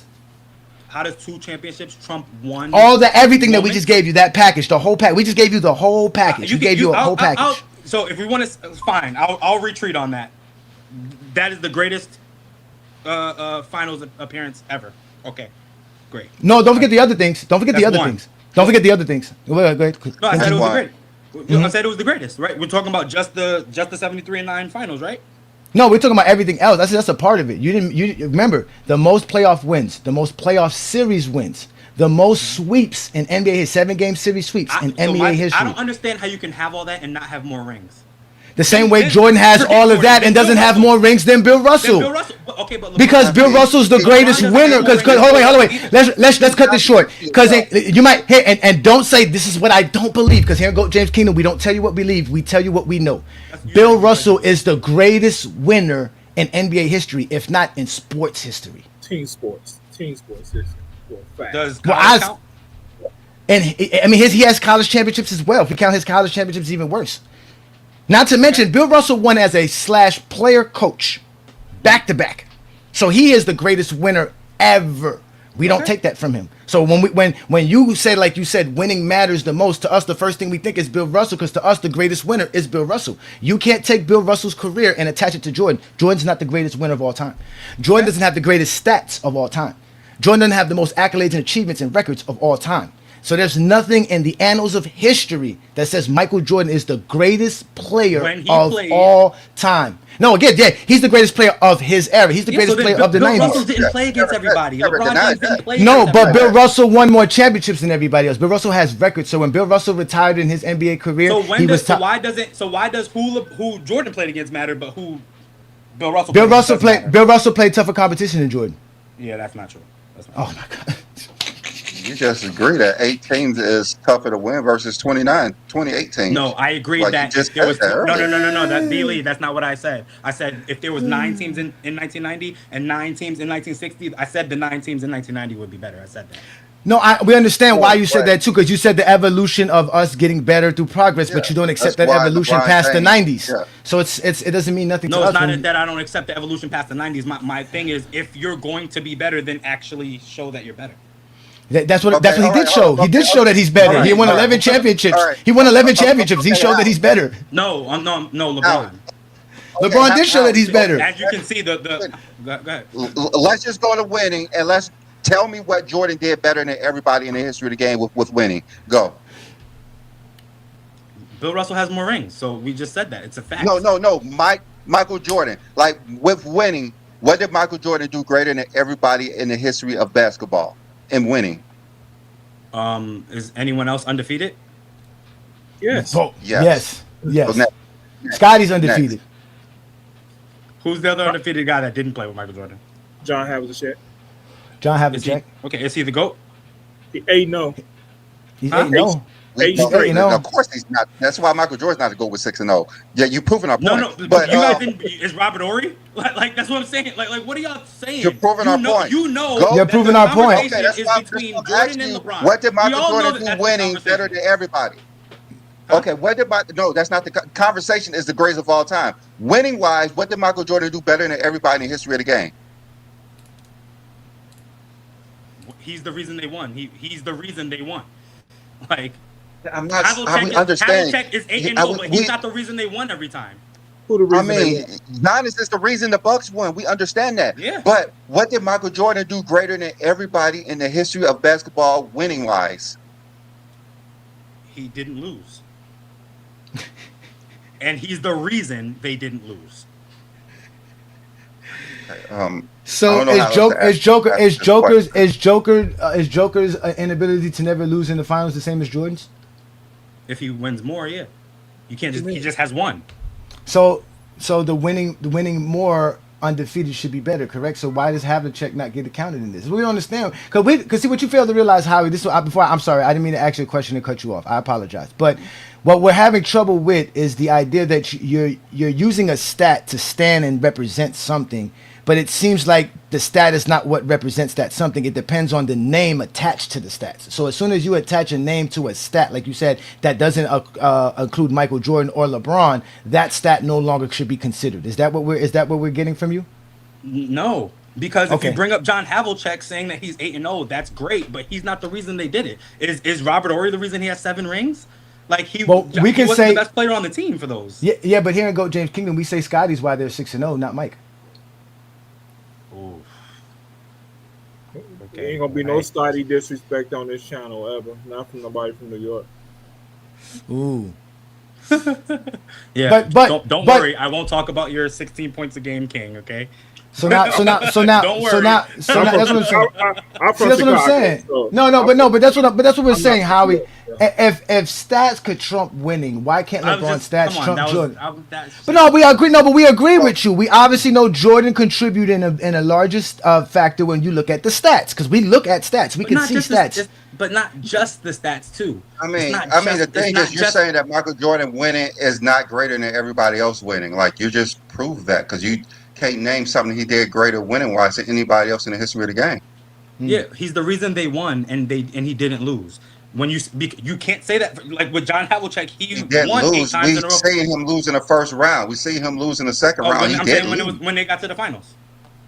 I mean, so you're only taking 6 years of his career, and that's No, all that I'm matters. counting the other 15 too. Okay, I'm that's counting why the we're other understanding. We see him 9 lose. too. We see him lose, so that doesn't prove the point that he's the greatest winner of all time, or he's a better winner than the next person, because you can't really name something that he did better winning wise. Well, but if you're going 6 out of 15, why can't I go 4 out of 22? You can. That's true. You could do that. We're not denying that. We don't deny We have that. never once said that LeBron James is a greater winner than Bill Russell. That doesn't make any sense. That's asinine to say that. You never said But he was a great. for Is he you a to greater say- winner than Michael Jordan? Yes. Yeah. Who, see, LeBron that's James? not- Yes. Yeah. Okay. Yeah, because it's hard to trump 7 more Well, championships. It's hard to trump 7 championships. We can It's hard trump to trump 2. We could trump two. No, it's not. It's Then not. it's an opinion. Then I don't agree. No, we could trump two. We could trump two championships. Could be trumped. That's very easy. The same way you could trump Jordan 6 championships over Havlicek's 8. That's simple. But to trump 5 or 7 more championships, that's kind of hard, brother. That's kind of hard. That's kind of hard. That's kind of hard. Than Michael Jordan. So that's why he's been more successful in the playoffs than Michael Jordan. By Simple far. as that. I know you want to try to say that make it to the finals is a knock on somebody's No, career. it's not a knock. It's not. Make any sense. No. It's not a knock. You have to split hairs when we're talking about who's the best, right? Who's the best that's what ever? we're Of saying. course, Okay. you got to bring up everything. Yeah. But that's what we're saying. If we take. Oh, go ahead, yeah, man. I'm that's sorry. what we're bringing up. Everything like we're bringing up like the conference. Those are titles. Those are actual NBA titles, conference titles. LeBron has more than Michael Jordan, and if you say he has 2 more NBA titles, LeBron has 4 more conference titles, and not only that, he's won Why more is conference playoff titles series better than anybody. NBA titles? If they're not. That's why We're he said he not has 4 saying more. it is. We're That's why he saying has he has 4. more than So- Michael Jordan. That's why he has But 4 you're more. using it. But you're using that. You said we got to nitpick everything, so they nitpick Right, but- it. No, because he's asking us what can we use to trump the 2 more championships, right? If So we just take 6 seasons of each Oh, player, if we just take 6 seasons of each season, it's Jordan. He trumps LeBron James 4-6, and obviously LeBron James has 2 losses in 6 seasons. But when we add LeBron James's 4 more extra seasons that Jordan doesn't have, that's the extra winning. Because we're talking about winning. Winning is not cut and dry the amount of championships. You agree to that because for you the 6 could be considered more winning than 11. But so that's what we're trying to explain to you. But for us, it's way much easier to trump the 2 more championships than to trump 5 more or to trump 7 more. That's why to us, Bill Russell's the greatest winner ever because there's nothing we can bring to the table that can trump Bill Russell winning 11 championships in 13 years and making 12 final appearances. There's nothing that can trump that. Nothing. Yeah, if we take 12 agreed with years you of when you said LeBron that. James' best years, that would not trump Bill Russell because Bill Russell has 11 division titles plus 12 division titles plus 11 NBA titles. Like LeBron James cannot trump that. But LeBron James can trump with the most those wins, with all that, with the most wins, the most playoff wins, all that. Both years win, the highest win shares, highest plus or minus. Okay, well to me, those other things don't trump the 2. But that's what we're trying to say. We get that winning matters. Because don't get us wrong. Winning matters here, Go James Kingdom. But it matters here. But losing, like you said, the total package is what we bring together. Okay, hold on. Okay. Let's ask this question. For 10 years, we just taken 10 years of LeBron James and Michael Jordan, and we're looking at the winning. Who had the better 10 years? Who was more successful in those 10 years? With LeBron James 10 conference titles and 4 titles, and Michael Jordan 6 conference titles, 6 NBA titles. 6 and 6 is better to me. That's way better. That's better. So just 6 years, but even though LeBron James was more successful for 4 more years than Michael Jordan in the playoffs. Mm-hmm. Like yes, being number 1 more is better. Okay.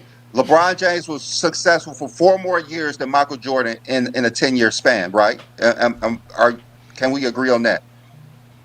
Yeah, we're playing like a word.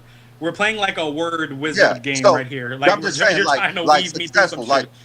LeBron James was more successful in 10 seasons. That's all. That's but what we're saying. 10? Are we just talking about the first 10 years? 10 you're choosing? 10 what? No, let's do this. Okay, 1988 Jordan. 1988 Jordan to 1998 Jordan played 10 NBA seasons. He won 6 NBA championships within that span. LeBron James between 2011 and 2020 made 9 NBA finals and won 4 NBA championships. Those 10-year spans, which one was more successful as far as winning wise? Jordan. Yeah, Jordan. He got to the mountaintop more. Like, I mean, he won more. He won more championships. That is what do you mean? Okay, all right. So now if we reverse this conversation, the same thing applies. Jordan has 6 championships in a 10-year span. Bill between 1960. We agree that Bill Russell is the greatest winner of all time. I said that when you first said it. Right. Okay, so then winning is not the all be all to winning in the GOAT debate, correct?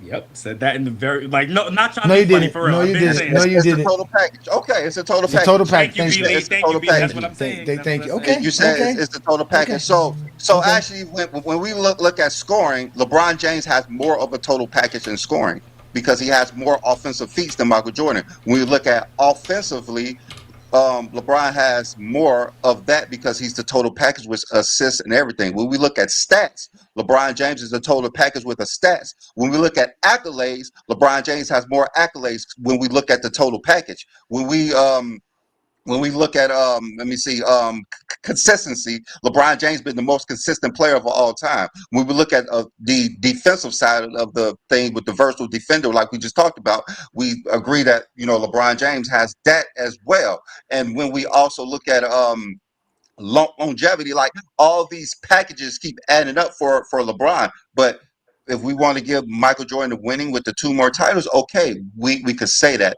The more winning, yes, we could say the most winning goes there. What other total package are we? What other in the packet are we looking at to say that Michael Jordan is ahead of LeBron? What else Well, is in this package? we have all because we have all of the again the 9 defensive teams. Like that is just more than LeBron. You can show me stats that say, hey, he should have won this, and I can agree with you, but he didn't win them, right? Like, what am I supposed to do with that? Like I agree, he should have 2 Defensive Player of the Year awards, but he don't, right? I agree that maybe I don't know about 5, but I just got to look at it. I don't know, but maybe he would have more. But you don't believe that. But you don't believe that. I don't. No, I don't. No, I'm saying you don't believe Jordan is a better defender because of all defensive selections. You don't believe that. Well, I believe he's a better defender because of the intensity. When somebody's in front of him, nobody's just going off on Jordan. That's a lie. Who? Listen, in 1988, his Defensive Player of the Year, there's been a whole breakdown of that entire year in his seasons, and he got cooked every night as a primary defender on another player. I mean, guys like Otis Birdsong, John Long. I mean, we can go down the list. Torch Jordan night after night, every night. I mean, just night after night, he was getting torched. High percentage shooting. That's a good name. Wow. Trust me, when we heard his name, we couldn't believe it. I'm just surprised that someone else knows him. Yes. We were surprised too that he was going off on Jordan. Jordan's defense is not that great. Defensively. Besides all defensive teams, what makes Michael Jordan a great defender outside defensive teams? Steals, blocks. Like Steals, what? blocks, I don't know what okay. you're looking for. When no, people just people don't just go off on him. You can bring up the 88 Birdsong guy. I hear you. Like, yes, you can bring up Rex Chapman, giving him 39 too. Like, okay, but for the most part, the main thing when we talk about defense, we're talking about actual defense. No, it's not for the most part. When for the most part, Jordan getting cooked. Yes, sir. Defense. We watch film over here. So how do you get? I watch film every day. Who is he getting? He's not getting cooked. Getting cooked constantly. Majority of his career cooked. Yeah. So if you're saying his stats makes him great, wouldn't that make LeBron's stats better since he has? No, NBA I'm saying that adds to it. No. You said what else? You said outside of defensive teams. Yeah, what else? I'm still counting the defensive teams. Like, what do you mean? Like, yeah, but LeBron only has 3 less than Jordan. Stats. I didn't say. Guys, LeBron is the second greatest player to me. I'm not about to sit up here and just be like, look, I didn't say LeBron sucks on defense. I didn't say he was. I didn't even say he was. But by your standards, LeBron, by your standards, how you got Jordan as the GOAT, LeBron shouldn't even be second on your list. Why? Because all the things that you're stating, guys who have more all defense selections, they won more. Like, there's a lot of things that you put over Jordan. The guys who has more scoring titles than LeBron. The total package. Titles, but you don't have more this. You can have more this, but you don't have more that. Like, but that's what there's a lot of guys. We're saying the same things that you're giving Jordan over LeBron. There are players who have that over LeBron, but you're not putting them over that's LeBron. Singular things. That's one thing. No, again, listen to what I'm telling you. Listen to what I'm telling you. The things, that's plural, that you're putting Jordan over LeBron for, there are those same things, plural, other players have over LeBron, but you don't put them over LeBron. So we don't believe you when you say that's why Jordan's the GOAT. No, because I'm counting everything else. It is not. Nobody has that package. What do you mean? if there's somebody with more defensive teams, cool. If there's somebody with Kobe more, has more scoring titles. Kobe has more championships, more all defensive selections than LeBron James. and he has sir. less MVP. He has 4 less MVPs, so I can't put him up above LeBron. So I mean, if we're talking about defensive things that no one's done, I could name 20 things that no one done in NBA history defensively that LeBron James has done.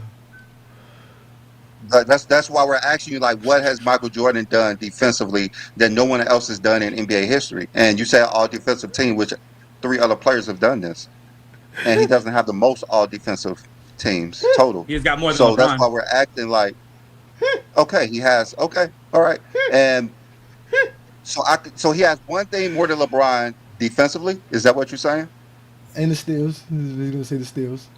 Look, I could tell you 20 things that LeBron has more than everybody defensively in the history of the game. I know you guys like totals because he has them. So again, statistically, I've said this again. We can go back and I've said this. Statistically, who's better than LeBron? Statistically, defensively, LeBron's better than Jordan as well. When we go by stats, Statistically, and that's statistically, and that's the facts. That's the records that's recorded in NBA history. and it's not accolades. He doesn't have more than Jordan on that. What accolades you talking about? Defensive Player of the teams year, and right? defensive player of the year. Okay. Michael Jordan doesn't have the most. we can agree that No, LeBron I'm should have saying more. better than everybody in the history of the game. Better than everybody in the history of the game. Michael Jordan doesn't have the most all defensive teams or the most defensive player of the year. But LeBron James has things Jordan that's is the greatest greater defender than. of all time. I don't think Jordan is the greatest defender. Yeah, of all LeBron time. James has over 20 things that's greater than everybody in the history of the game. That's what I'm saying. By your standards, Kevin Garnett's better than Jordan. Why? More all defensive selections and the same amount of defensive player of the year. And 4 less MVPs. And more. That's defense. and- We're talking and more defense. defensively. We're talking defense. No, you said greatest player. You see, this is what I'm saying. No, I said no. He's better defensively. No, Better we talked about defensively. defensive. We've been talking about defense. We've been talking about defense this whole Guys, time. Talking about if defense. If we're only, I never once said Jordan was the greatest defender of all time. No, I know that. But what I'm saying is that And if you want to say, if you want to pick someone, if I'm picking Kevin Garnett or Michael Jordan on defense, give me Kevin Garnett. okay, all right. At least you stay Okay, consistent. all right. So we're going back to this packet that you're talking about that Michael Jordan has over LeBron James, and we gave you the winning. Yeah, you can have that, even though we believe LeBron James been more successful winning than Michael Jordan in his NBA career. He won more titles than Michael Jordan in his NBA career. If we talk about total titles, defensively, you hanging on. He's tied with 4 other players in all defensive teams, but that's fine. What else in this total Not hanging packet that on. you're talking about? I'm not. That's enough for me. Yeah. He has more things. He's the defensive They player have of to the year schedule more things. Okay, defensive player of the year. and all defensive teams. Like, I don't know. Like, talk to the media. Okay, all right, yeah, okay. So, what else in this total package that you're talking about? That's what I'm trying to understand. You said Michael Jordan has a better total package than LeBron James has. What is there when with the things that are most important to basketball, right? Mm-hmm. What up? Okay. Winning, listening. MVPs, Finals MVPs, Defensive Player of the Year, All NBA selections, which I know LeBron has more, All Stars, which I know LeBron has more, All Defensive, which we know how Jordan has more. Like, Okay. when who's the most decorated, right? Like now I don't count like the difference between accolade and achievement, right? Like, accolade is like being first to 1,000 points is not an accolade, it's an achievement. It's not something that you really care about, basically. No, it's not something. No, that's not what I'm saying. What I'm saying is it's definitely not as important as an award. It's important, B. Like, it's important. Like, but there's levels to it for sure. How is there not? Like it definitely, a scoring title is certainly has more weight than being the first to 1,000, 2,000, 3,000. Like, that's All the way to 42,000. yeah. 10 scoring titles. Like this is that's like saying like, hey, you know, you are an employee for 20 years, and yeah, you show up to work a day, and you're consistently one of the best workers, but you only led our jobs in sales 1 year. This guy who No, who worked less that's than you. showing up to work. No, that's actually saying you showed up to work and you made the company more money than any person in the history of the world. Well, hold on, wait. No, Howie. So let's do this, Howie. But let's do this, Howie. Let's do this. You have 2 employees. Both of them was with your company at a span of at least 19 years. Okay, but we're gonna say. Wait. But that I'm with you. But that already doesn't go with what we're talking about because we know Jordan didn't play 19 years. Again, his career spanned 19 years. Just pay attention. Okay, you're absolutely right. His 15 seasons spanned 19 years. Fact. Okay, that's a fact. Yeah. LeBron played 20 seasons to get to the 40,000 points that he got. Right? Okay, so you have one employee who won Salesman of the Year 10 times out of the 15 supposed years he was there, out of the 19 years in total, right? But he gave you $32 million in that span. Your other employee gave you 20 years, was only the Salesman of the Year once, but generated $40 million for your company. Who is the better salesman? The one that leads the league. The one that wins the 10. What do you mean? Every single year. I'm gonna repeat myself. I heard you. I heard you. Okay. One is more at the end of the day. Mm-hmm. But the person that is consistently showing me that we're gonna be the best. Even though they generated less revenue. Wait. LeBron didn't take 19 years. He took 20. That's why I said 20 years. And 20 years. You said 19. No, I said Jordan was 19. Jordan was 19 years. Jordan's 19 years as your employee, and 15 of them he worked because he quit on you twice. Right? So in those 19 years, he was the salesman of the year for 10 times.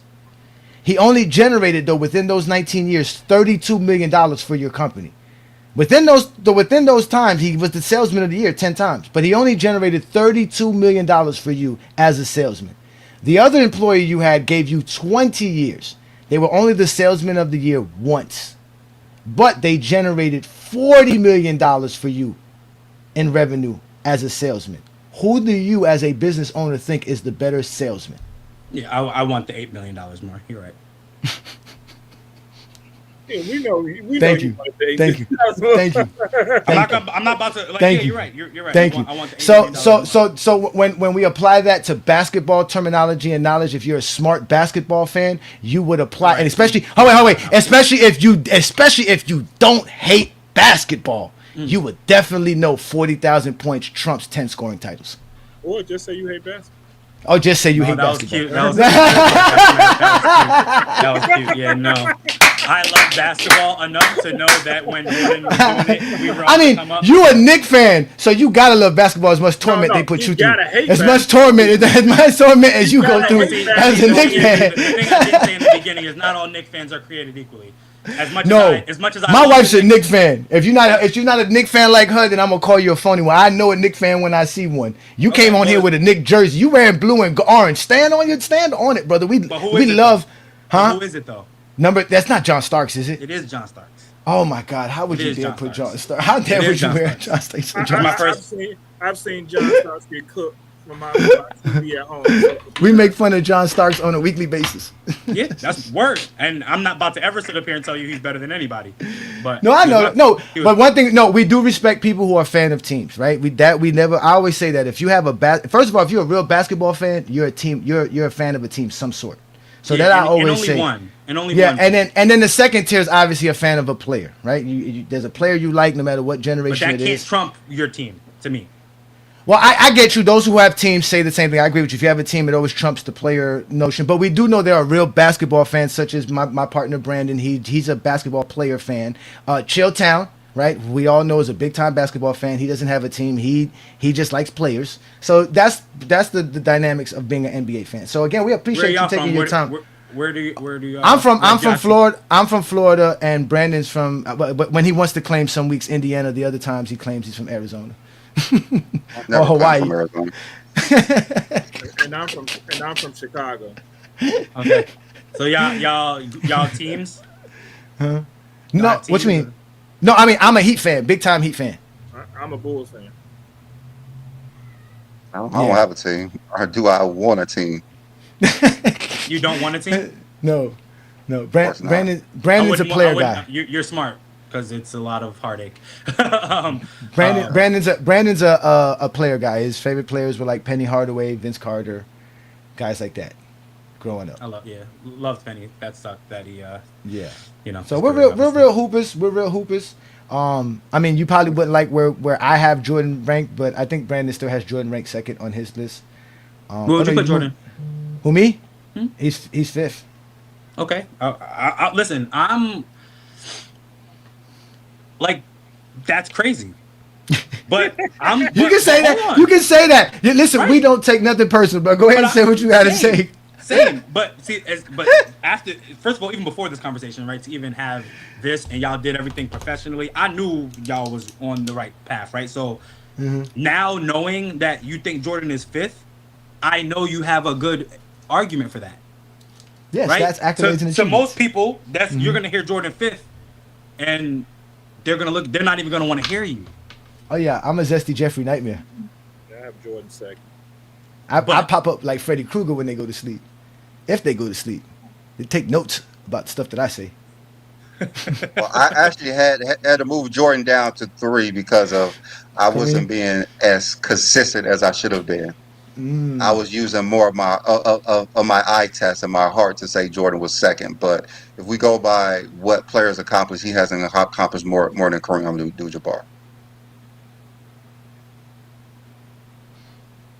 which sucks. But Do you have a top 10? Do you have a top 10 list there, Howie? I know I can do 5 off the top of my head. Okay, so if you have your 5, just give us your 5. We usually ask for your top 10, but if you have 5, we'll take your 5. Who's your top 10 in order players of all time, please? Michael Jordan, LeBron James, Kareem Abdul-Jabbar, Magic Johnson, and I usually go like my 5th is really hard because I'm usually go back and forth between like Tim Duncan and Kobe, and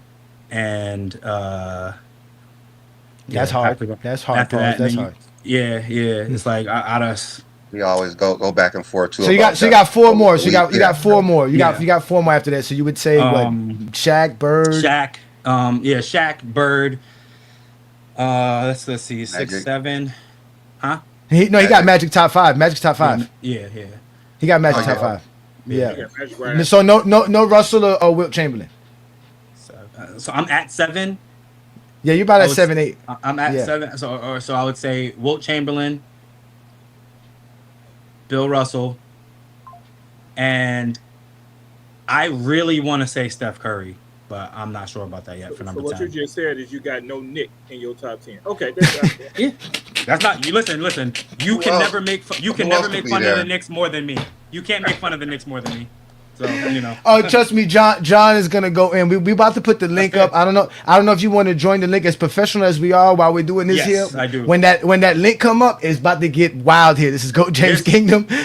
So once the link come up, that's when everything. I'm about to Oh. say this made me want to be on every week. well, listen. If you really don't mind, brother, listen. Become a Goat James Kingdom member. It's $4.99 a month to support what we do here in Goat James Kingdom. We are truly basketball fans, but we do have this platform for this particular situation to have the Goat debate. Just how we just had it with you. Very respectful, back and forth discussion. Just grown men talking basketball. We don't care if people have Jordan as the Goat or not, but we do like to have their reasoning and understandings to it. So that's why Goat James Kingdom exists. So you're more than welcome to show up, even if you're not a member. We put the link up just like we're doing right now for members. We usually do it earlier, about an hour into the show, so about 1 o'clock Eastern. Oh, I forgot to tell everybody to check their fantasy team. You see that we had such. that's Oh cool. shit! Yeah, I did that. I missed an hour of football. So I apologize for y'all who didn't get their fantasy team set up. But again, make sure you plug in your channel right quick, just in case you do have to step out to do what you got to do. So go ahead and plug in your channel, brother, please. Absolutely. Please follow. Just Say You Hate Basketball. I don't know if y'all can see it on the Yeah, it's says there. my name. So at Just Say You Hate Basketball on Instagram. And it's at Mr. Howie. I'm probably gonna change that to Just Say You Hate Basketball back. But I've been on my TikTok. I was doing way more than just basketball, but now I think I'm about to switch it to just basketball. But definitely the best place to follow me is Instagram. I do have Twitter and or I guess X and YouTube as well, and that's Just Say You Hate Basketball. You type that in and you're gonna find me. So I'm a passionate basketball fan. I still play. You know, I mean, obviously, you know, I still play like recreationally, like, you know. Yeah, understood. You know, and yeah, you know, I think that as long as I'm a respectful debater. You know, I'm very passionate. I stand on my stance, but I'm always willing to hear. I'm not gonna ever be like, nah, that's some BS. I'm gonna be like, yeah, you know what? I would rather have that extra $8 million. I would, you know what I'm saying? You know, now I still That's think a Jordan is salesman. the GOAT. Jordan is still the GOAT. You know, but there's some things that you know that you're just like, yeah, LeBron is better at this, and it's undeniable. So you know that's who I am. Mike is the GOAT. Let's argue. The videos are coming always. And you know, also the people in the people in every comment section everywhere. Can we just be respectful, please? You could no. Listen. We've been doing this for over 3 years. There's no such thing as that. They're never going to be Right. respectful. Yeah. I tell people it's a battle. It's really I don't want to say Right. a war to disrespect people who are in the service and stuff like that. People who are truly going through stuff like that. But this is in basketball terms and in sports world. This is the Yeah. most heated debate and topic. Always. On social media, so definitely shout out to you. Now, normally we do have an MJ delegate that appears here. His name is Craig. He's a part of our show. He's a part of our show every week. So like we said, we really open up for this discussion. And as passionate as you are, and as how can I say animated as you are in your posts, I thought you would be a little bit more like that here, which I'm glad you wasn't, because like you said, it was a great discussion. So we really appreciate you, Howie. That was great, man. So again, this is Howie. Just Say You Hate Basketball on Instagram, on X, and on TikTok, correct? Yep. TikTok, Okay. yep, and YouTube Yeah, too. Yeah. we're on TikTok as well. We're doing TikTok lives every Saturday night. So if you want to join us, then we do that with FYF Sports Debate. So shout out to everybody who's watching us on FYF Sports Debate as well, because we're live on FYF Sports Debate. We're live on Instagram right now. We're live on the Vadar podcast. We're live on Alan Powell's show channel, and we're also live on Real Debates channel as well. So we're doing all of that here. We're doing big things, and Willie down here at the bottom. Shout out to Willie in the building. But before we let Willie up, we got some GOAT James Kingdom members. So. Yeah. Hold on, guys. Before everyone, get a chance to talk, Howie, how did you think you did in this GOAT debate? The convincing us that Michael Jordan was the GOAT. How do you think you did? 0. Like there's no. That's the one thing about Jordan and LeBron fans.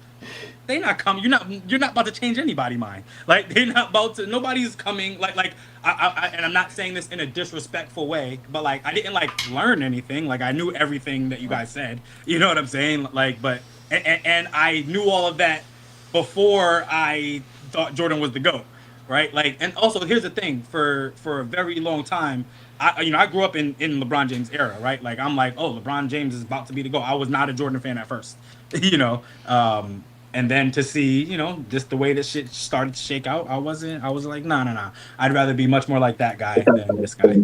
So that's where I went, But yeah, like everything y'all said was valid, was like you said, stats, accolades, achievements, they're facts. And there's and the caveat and the nuance is where I live. That's because you're a Knicks fan. Right, you're a Knicks fan. You have to create you have to create 50 years of losses to make you feel better. The Knicks suck. No, I don't defend the Knicks. That's my team. I grew up in New York. That's my team. But I'm not. Everything you about to say about the Knicks is right. Well, you know what? Now that you say that, what is your take for the Knicks this year? Do you have any idea? Do you have any take for your Knicks this year? Anything at all? This is gonna be one of the years where, like when you damn, because Julius Randle was one of my favorite players. Tom Thibodeau was one of my favorite coaches. I was mad when we traded Julius Randle, especially for Cat, who is the softest dude that I've ever come across in basketball. And we saw it for 10 years, him not do it in Minnesota, and now we think he's our guy. Anyway, And Tom Thibodeau is one of the best coaches. He led us further than we've ever been in 25 years, and we fire him. But forget all that because, Tyrese Halliburton's hurt, Jason Tatum's hurt. It looks like who's in our way, really, right? Like, who can really beat us? I think Giannis, to me, Giannis is the best player in the league, but he don't got a team. So, I don't know if he's, going to be really a threat. I think I hate Philly, but eventually one of these years is going to be good for them. They have all the players, so they can't just be injured every single year. So one of these years they're going to be good. But other than that, it don't really seem like nobody in the Knicks' way, really. So yeah, it's like, if they end up in the finals, I'm gonna be happy, and I'm just gonna be a little bit bitter that I wish that we would have given Julius Randle a chance. I wish that if we end up winning the championship, I'm gonna be happy, of course. But should have been, it's Tom Thibodeau's. It should be him. He did all the work. You don't think Julius Randle's playoff performance dropped when he got to the playoffs? I think it did, but it was so in his first playoffs. It was his first playoffs. Can he get one? Like it was his first playoffs, and Julius Randle is not the guy, right? He's not supposed to be your best player. But if he led Elfrid Payton, Reggie Bullock, and rookie RJ Barrett and Mitchell Robinson to the playoffs. That's crazy. You shouldn't be able to do that. And so when I see him do that, I'm like, okay, I understand. We lost 4-1 to Atlanta. You had a bad series. Okay, let's see what you do next year. I think the next year the Knicks didn't make the playoffs. Julius Randle not supposed to be your best player. That's fine. The next year he becomes an All NBA player. All-Star, 24-9. And then the next year we get Jalen Brunson. Now Julius Randle knows he's number 2. No, he didn't. And not before. Not right when they got Brunson. He didn't think he was number 2 when they got Brunson. Julius Randle still thought he was number 1 before he got hurt that year. I don't agree. No. They were 11-1. We got Jalen Brunson. I'm a number 2 guy now. No, he didn't just say it, but that's the role. Brunson when he got to New York. Jalen Brunson, yeah. Jalen Brunson was a number 2 when he got there as well, and when he got to when I don't no. And Randle was number 1, right? Yes. It was supposed to be that, but Jalen Brunson eventually took it over for sure. Yeah, I think he took it over. I got it. No, guys. Jalen Brunson was the number 1 the moment he got there. The moment he got to New York, he was the number 1. And not only that, before Julius Randle got injured, him, Jalen Brunson, and OG were 11-1. They lost one time, and now everyone's. That's during the season, but before Jalen Brunson was a number 2 his whole career, basically. They said y'all overpaid for him though. They said that y'all overpaid for him. That's said they overpaid for Brunson. They overpaid for Brunson. Guys, we were wrong. No, I know that, but that's what I'm saying. That's why him coming in, he wasn't really the first option. He was the second option. That's what I'm saying. No. So the pushback when Jalen Brunson got here was, wow, they overpaid him. Holy shit, I cannot believe. And even me, I was just like, yo, the dude that because he's not a number 1 option. Luka? That's what I'm saying. Because he's not a number 1. And at that time, everybody didn't think of him as a first option. He was supposed to be a compliment to Julius Randle. That's what we're saying. I didn't agree with that. I did not see that when he first got there. I was like, we finally have a point guard to lead us. Is the first thing I said when without a doubt. Yeah, no, without a doubt. No, without a doubt. He started showing out like he did. Once he got into the starter role, like I said, he actually outshined Julius Randle. I would agree with you. Eventually, he outshined. He became the best player on the team that year, starting that year. But I'm just saying, coming into it, I don't think that was the notion. It's just that Jalen Brunson just outshined everybody. Well, it's like, hey, Tom Thibodeau said you're our point guard. We're putting the ball in your hands from day one, right? Like now in the first couple games, if you want to say like, yo, you're a new player on this team, so yeah, you're not trying to step on toes and stuff, but like the ball is in your hands. You're the point guard. Tom Thibodeau said here to you. You know what I'm saying? So that's why I'm just saying like, and then they go to the playoffs again. Julius Randle wasn't there because he was injured, right? Yeah. And then he gets traded. I'm like, can he get a chance to recover, come back? We were good when we had him. And we traded him for a guy who is more talented, but he's not, his results did not yield better results than Julius Randle. What does Julius Randle do better than Cat? Well, so they were both a 3-time All-Star, and Julius Randle was a 3-time All-NBA player in 5 years with the Knicks. Cat was a 3-time All-Star, but only a 2-time All-NBA player in his entire career, right? So like they both averaged 24 and 9. The only thing Cat does better is you can. So here, and here's the just thing about shoot. That's it. Really, just shoot. Yeah, just shoot. Here's the thing about shooting. Here's the thing about shooting. They both take 5 a game. Cat makes 2. Julius Randle makes 1. So fine, yes, Cat is a better shooter, sure, but like that's not 1 3-pointer is not enough. No, I got you. No, overall, Julius Randle is definitely a better dribbler. That has better handles, better in the post for sure than Karl Anthony Towns. They're equal rebounders, like you said. They're both great players. To me, they're both semi all NBA players. But I do believe Karl Anthony Towns is blossoming in New York. So, but let's let some of these guys in. Let's let some of these guys in. Now, listen, if you guys are gonna ask Howie a question, you're gonna have to ask him the question and accept his response. You don't get a rebuttal because you got a few of you guys here. If you don't ask him a question, we'll let him respond if you got anything to say. So let's start with One Boy. What's up, One Boy? Peace and blessings, brother.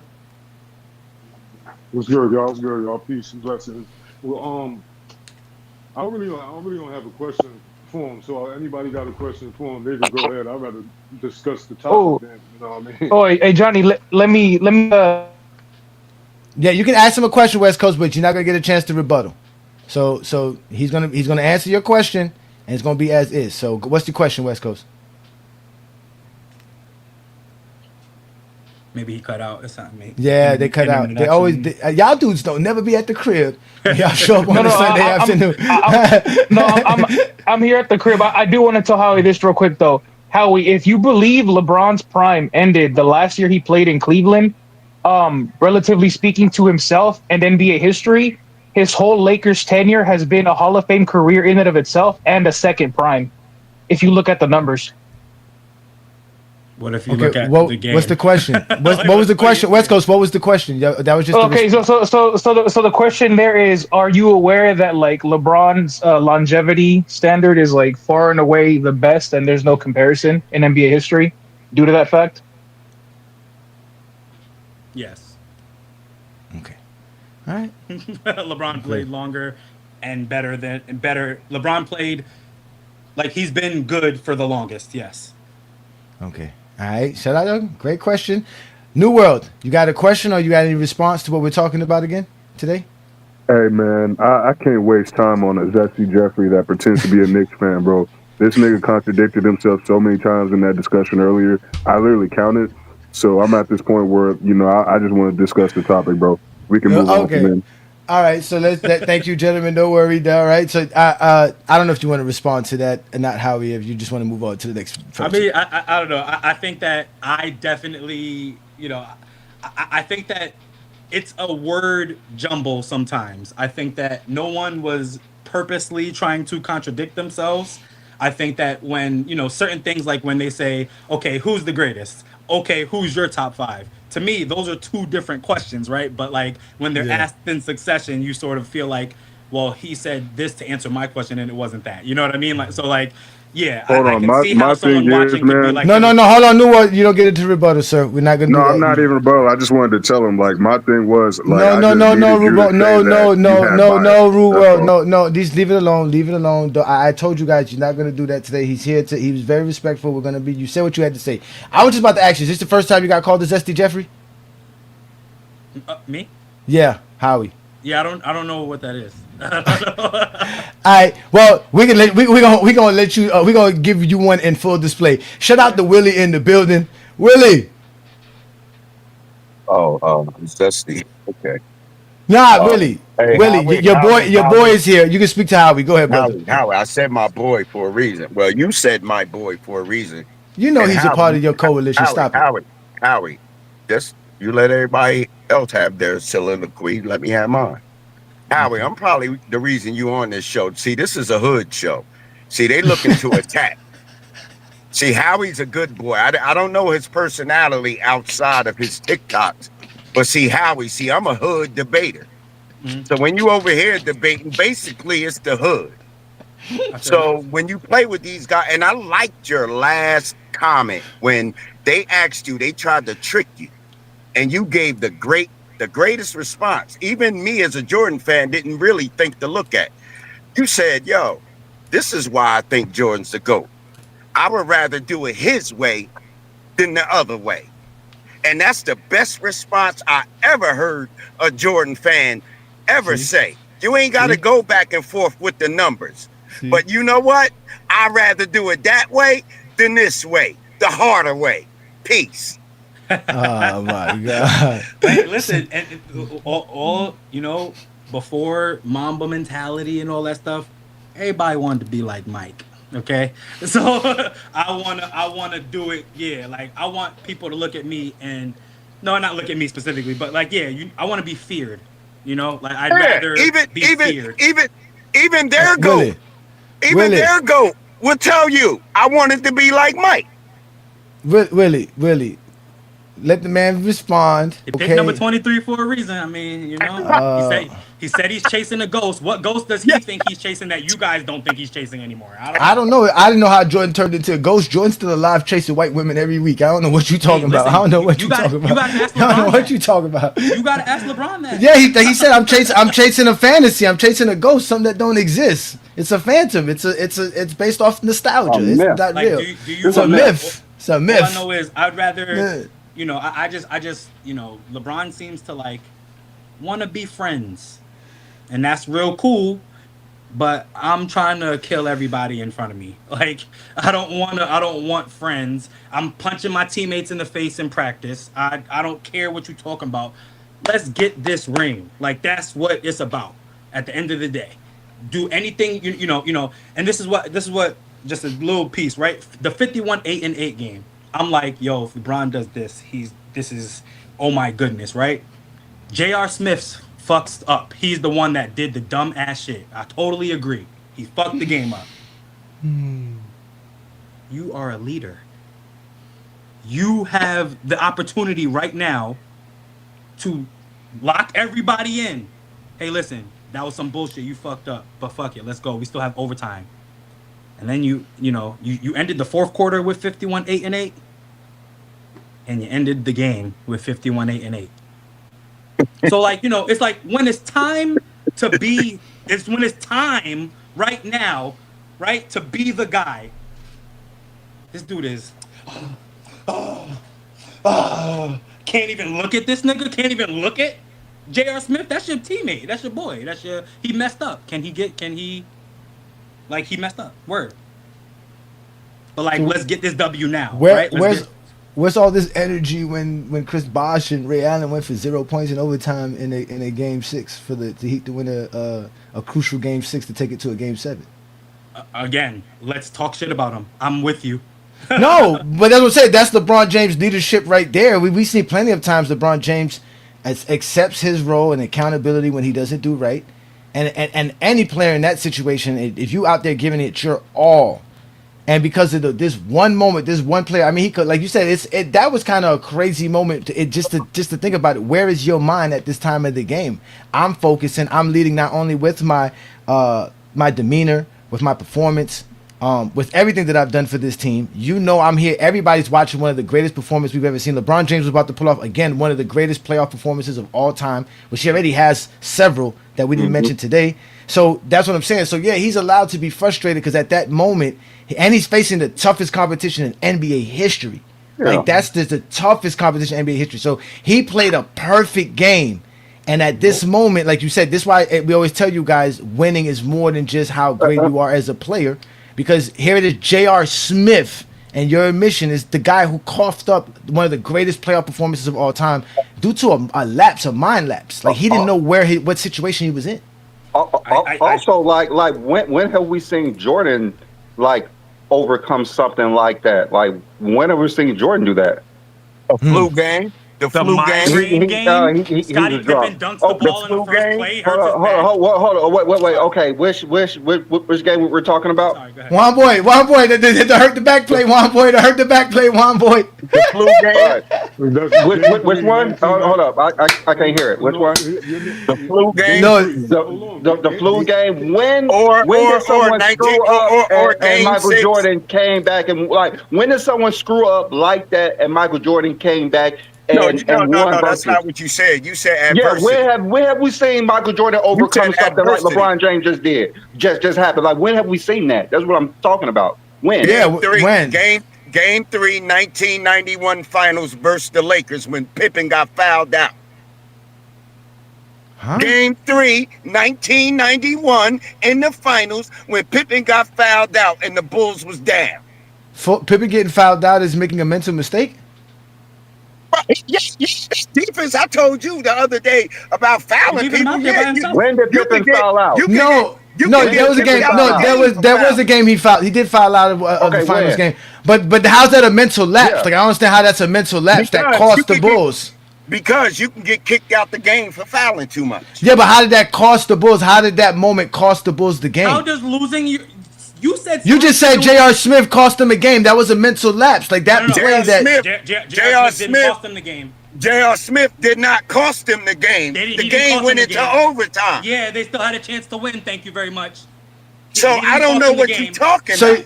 So you telling me a waste of a possession wasn't costing them a game? I'm saying they didn't lose the game because of that possession. He wasted a possession. Yeah. A crucial possession. And then the game went on. Right? There was still more games. But that's what I'm trying. But that's what we're trying to say. But how does that equate to Scottie Pippen fouling out? Like how is Scottie Pippen? Because in 19, I got him. I got him. Okay. Because it was in your the 1991 Finals, Game 3, Scottie Pippen fouled out, and the game went into overtime, and Jordan carried. But he was carrying already before. No, he wasn't, because you said Scottie Pippen is the reason that they won 6 rings, right? So he couldn't have been carrying. You said this. You said okay. Pippen. All right. So y'all want to take. So that's what the conversation you want to get to. Because I was gonna say if that's where y'all want to go with this, it's gonna look worse for y'all. Because I was really like New World said. Yeah, I was being nice. I could really turn into the exposer because if that's the case, then that one game has nothing to do with it. Jordan's being carried for 6 championships. LeBron James is carrying everybody. No. Exactly. No, Okay. It don't matter. Jordan never faced any situation like this because Jordan never had to carry a team to a championship like LeBron James did. So he never faced in a scenario like that. No. Wait your damn turn. They're the one who turned this into Jordan not carrying the Chicago Bulls for a championship. So that means Jordan never faced the actual struggle of having to have his teammate mess up for him because he's still being carried by Scottie Pippen. LeBron's not being carried by J.R. Smith. He's not being carried by that. How can you be carried? You just said that. You just said that. See, now you want to have an argument. Okay, y'all, that's fine. Jordan, okay, he overcame that. Okay, is there anything else in Jordan's career that we could say that he overcame? Because we've seen LeBron James do this multiple times. We've seen him do it versus the Spurs in Game 6 as well. But you said another game. 1998 game 6. 1998 Finals Game 6 with Scottie Pippen with the back problem. You want more games? Is that what you asked for? He did overcome that. Then Scottie Pippen's back was messed up multiple times. That's another one. Like I said, okay, Scottie Pippen back was messed up the whole series. So he didn't really have to overcome someone having a lapse like that. So are we just saying because LeBron James had that one moment in time that he's not able to overcome when we see him do it multiple times? Scottie Pippen, your second best player can have a bad back and you're not overcoming anything. LeBron was in year 15, by the way.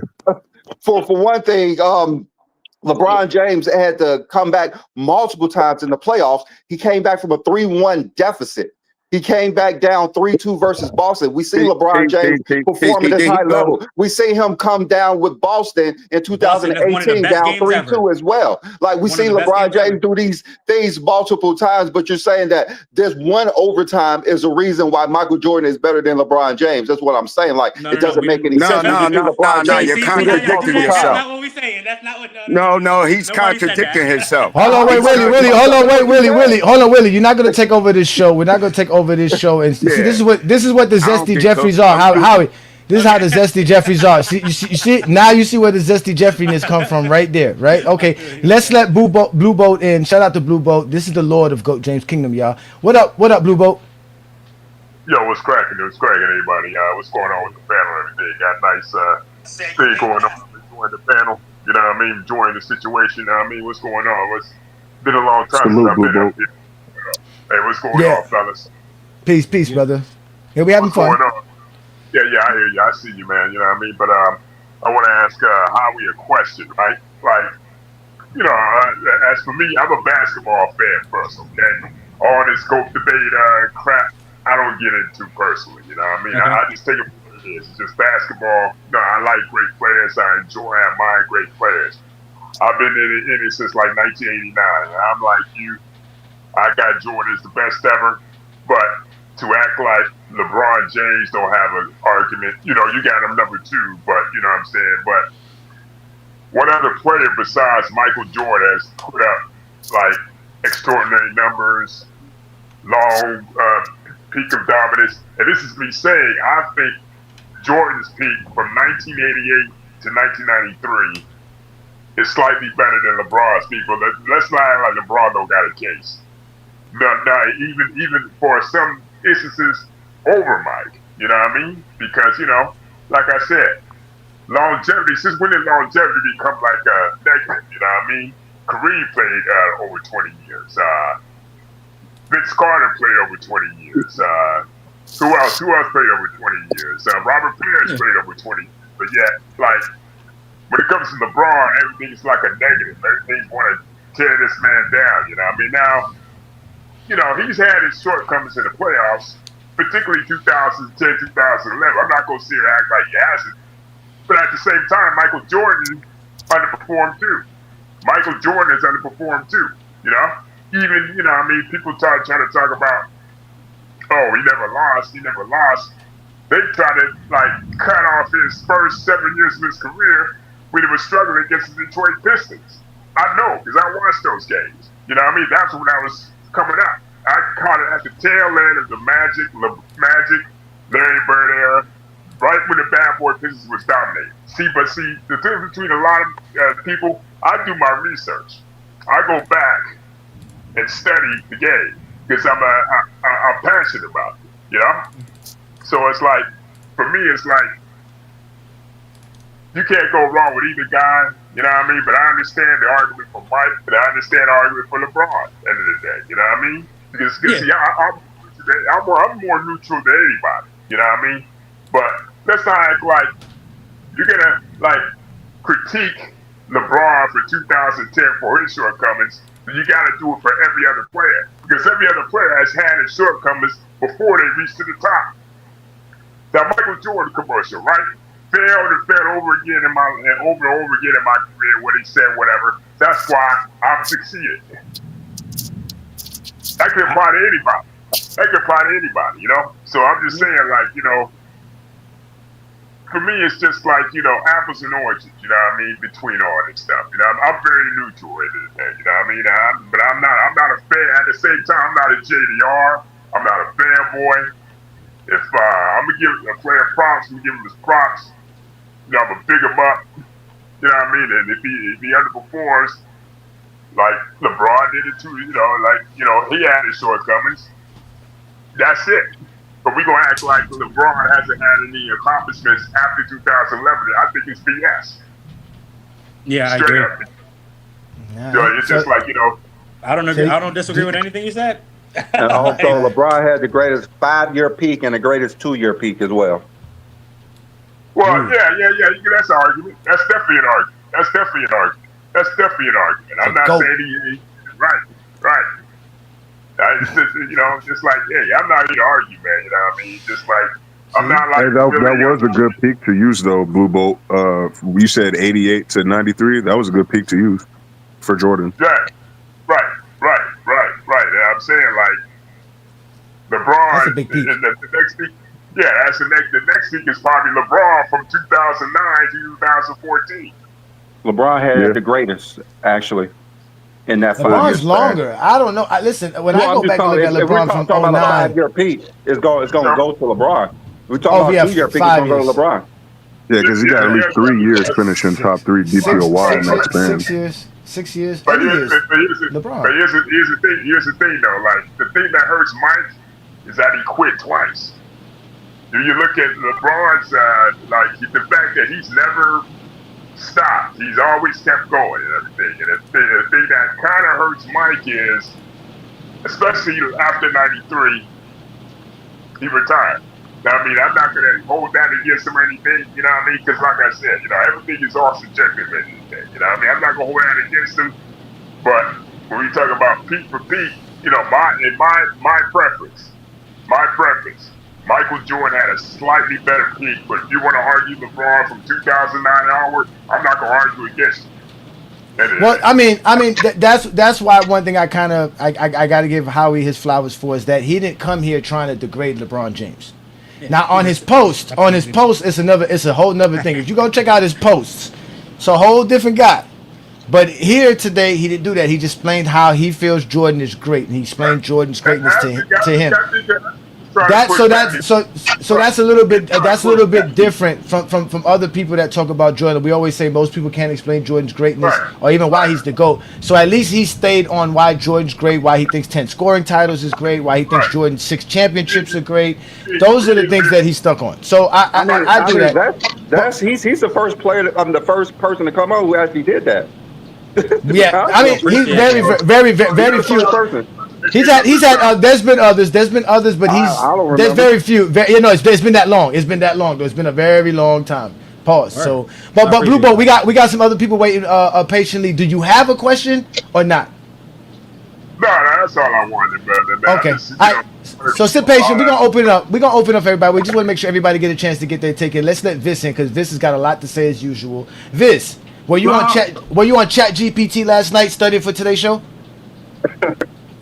Man, let's get to the question, man. We're not trying to detract here. All right, so go ahead. This is another guy that has Jordan as the GOAT here, Howie. So go ahead, ask Howie your question. You don't get a chance to rebuttal, so make sure you ask the question you want to ask. That's fine.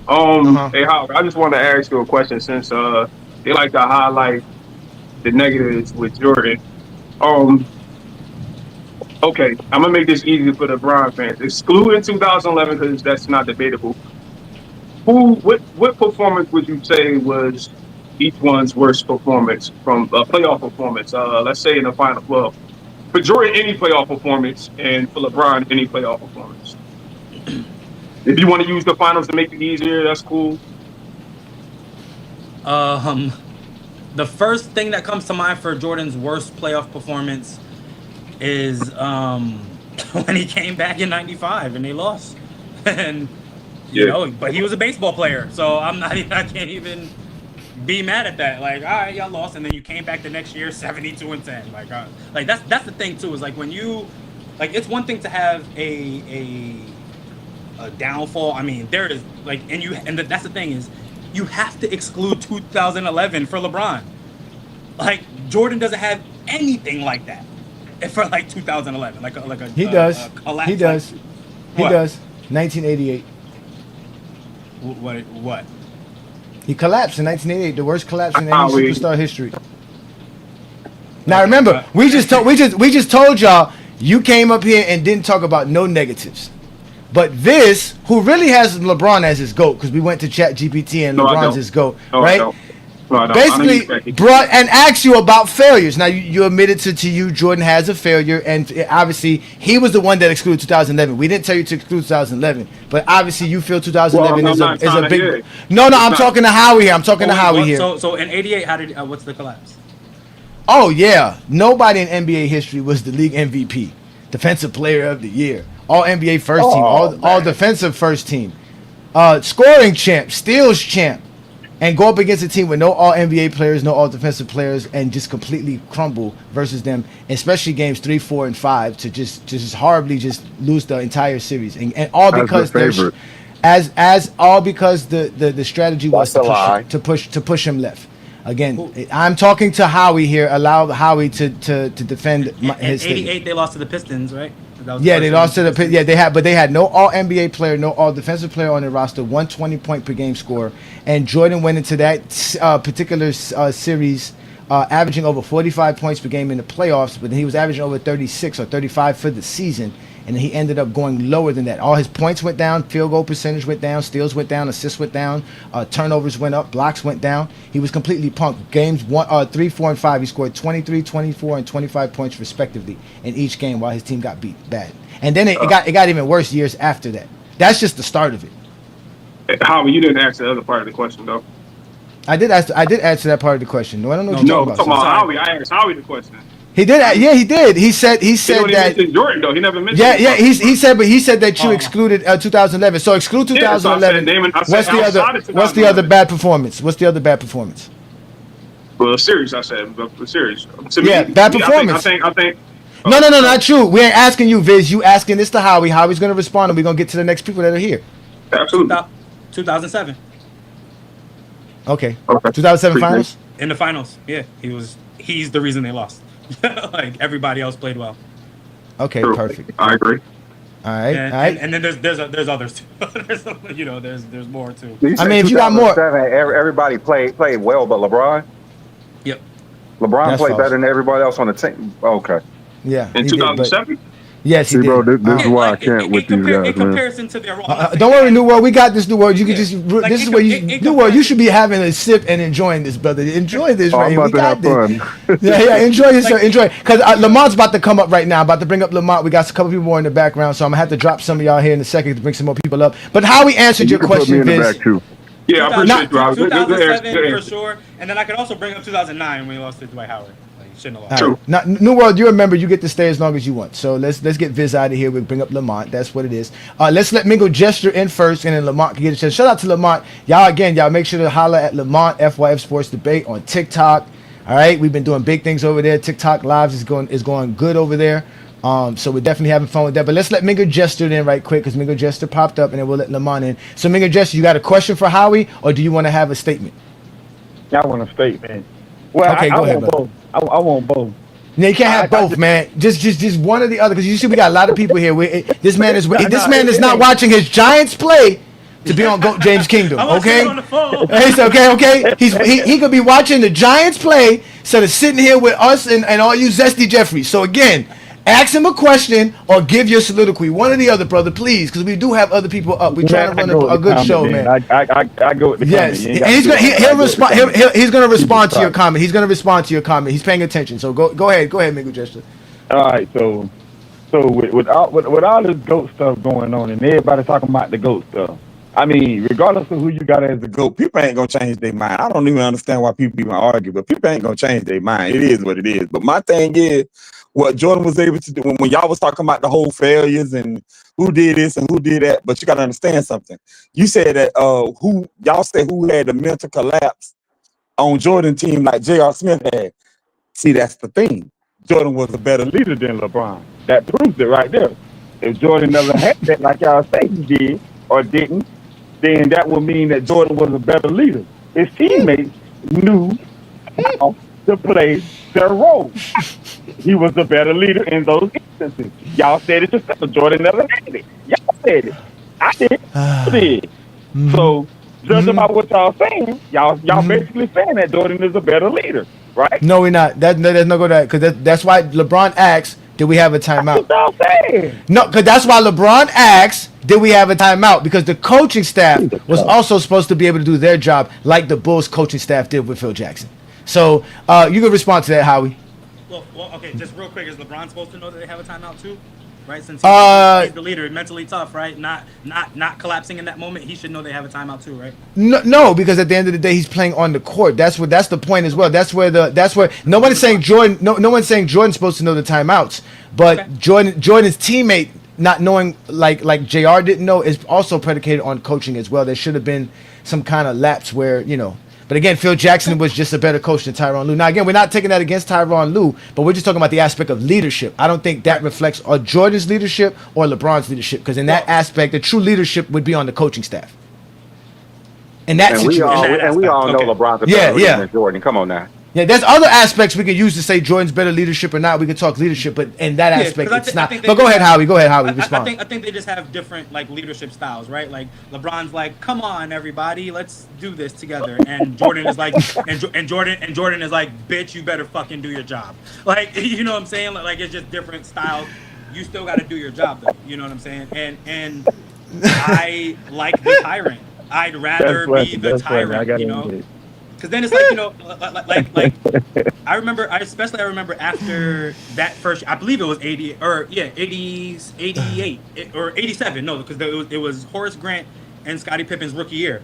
Right after that, Jordan was like, "Yo, can we get these dudes out of here? If they're gonna keep, if I'm gonna keep being by myself, like we talk about those Pistons. Scottie Pippen averaged 8 points a game in those series.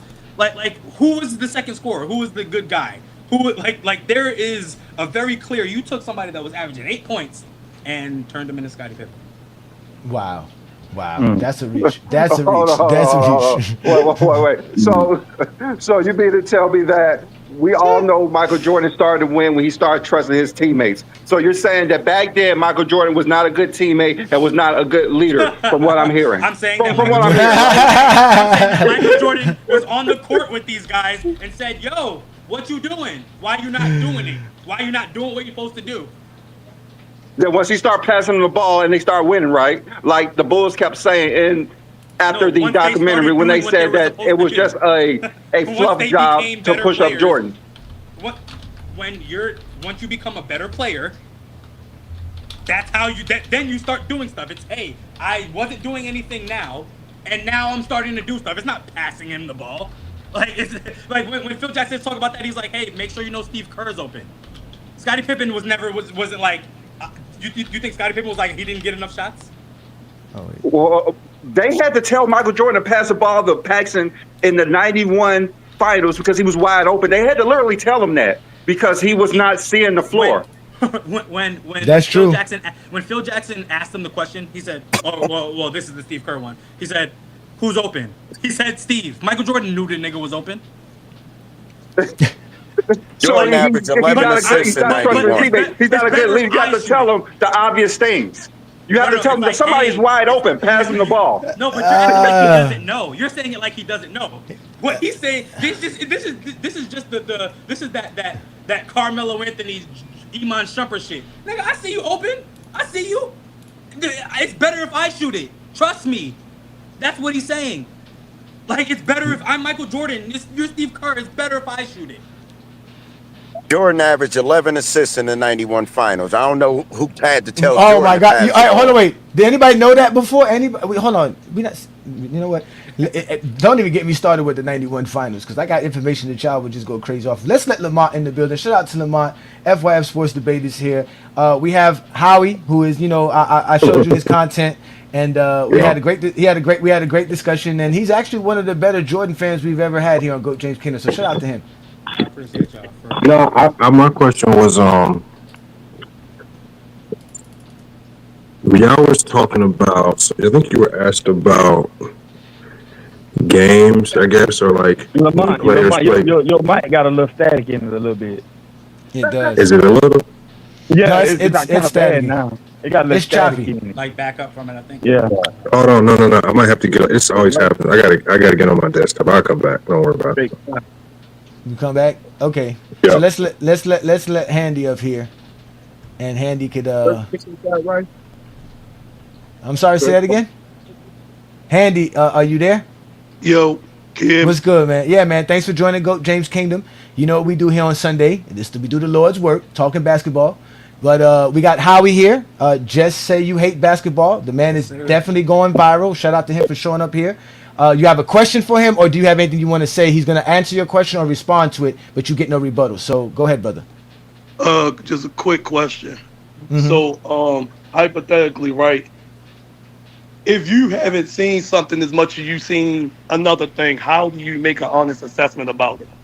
So, I'll put it like this, right? I don't make lists because I don't really judge people. I know I haven't watched a lot of their career. Now, I'm not saying you can't make a list, but I'm saying if you want to be logical and fair, you know you ain't watched more Jordan than you did LeBron or Kobe or KD or Steph or whoever. So when y'all make these comparisons and you start bringing up games and different type of things, none of that shit really matters because you ain't really got a fair, like you don't have a baseline to start with either person. So my question is, how are you judging people fairly when it comes to sports when you know you're not watching these people for the same amount of time? I think that's a really good question, and I think most people, especially in comment sections, and maybe even people that like make videos or make content like this, do exactly what you're saying. I like to think of myself as an NBA historian. I will be the nerd that sits here and watches the 1963 finals from beginning to end on YouTube. So like, that's just who I am. And I mean, I'll go and not just look at the numbers and not just, you know, take what I think, oh well he did this, so he must be this. Like, nah. I want to look at the numbers and then I want to go see if there's any clips on YouTube that I can watch so they can pass the eye test too. And like that's where so I the reason why I'm so hard on pause like on all of my stances is because I have done the work, I have done the research, I have like gone back and looked at numbers and video and the video that they have. If it's on YouTube and it's about a certain thing, I've probably seen it. Like just how people have their TV on and you just not, sometimes you're paying attention, sometimes you're not. All day YouTube, 100 greatest plays from 1983 or whatever, you know what I'm saying? Just like whatever I talk about, I did way more research than I probably should have before I said what I said usually. So that's how I do. I always say that LeBron James is the greatest player that most people have ever seen. So, everything they watch with LeBron, they seen the greatest player they ever seen, but they're still going to say he's second to Jordan because he has some cool highlights.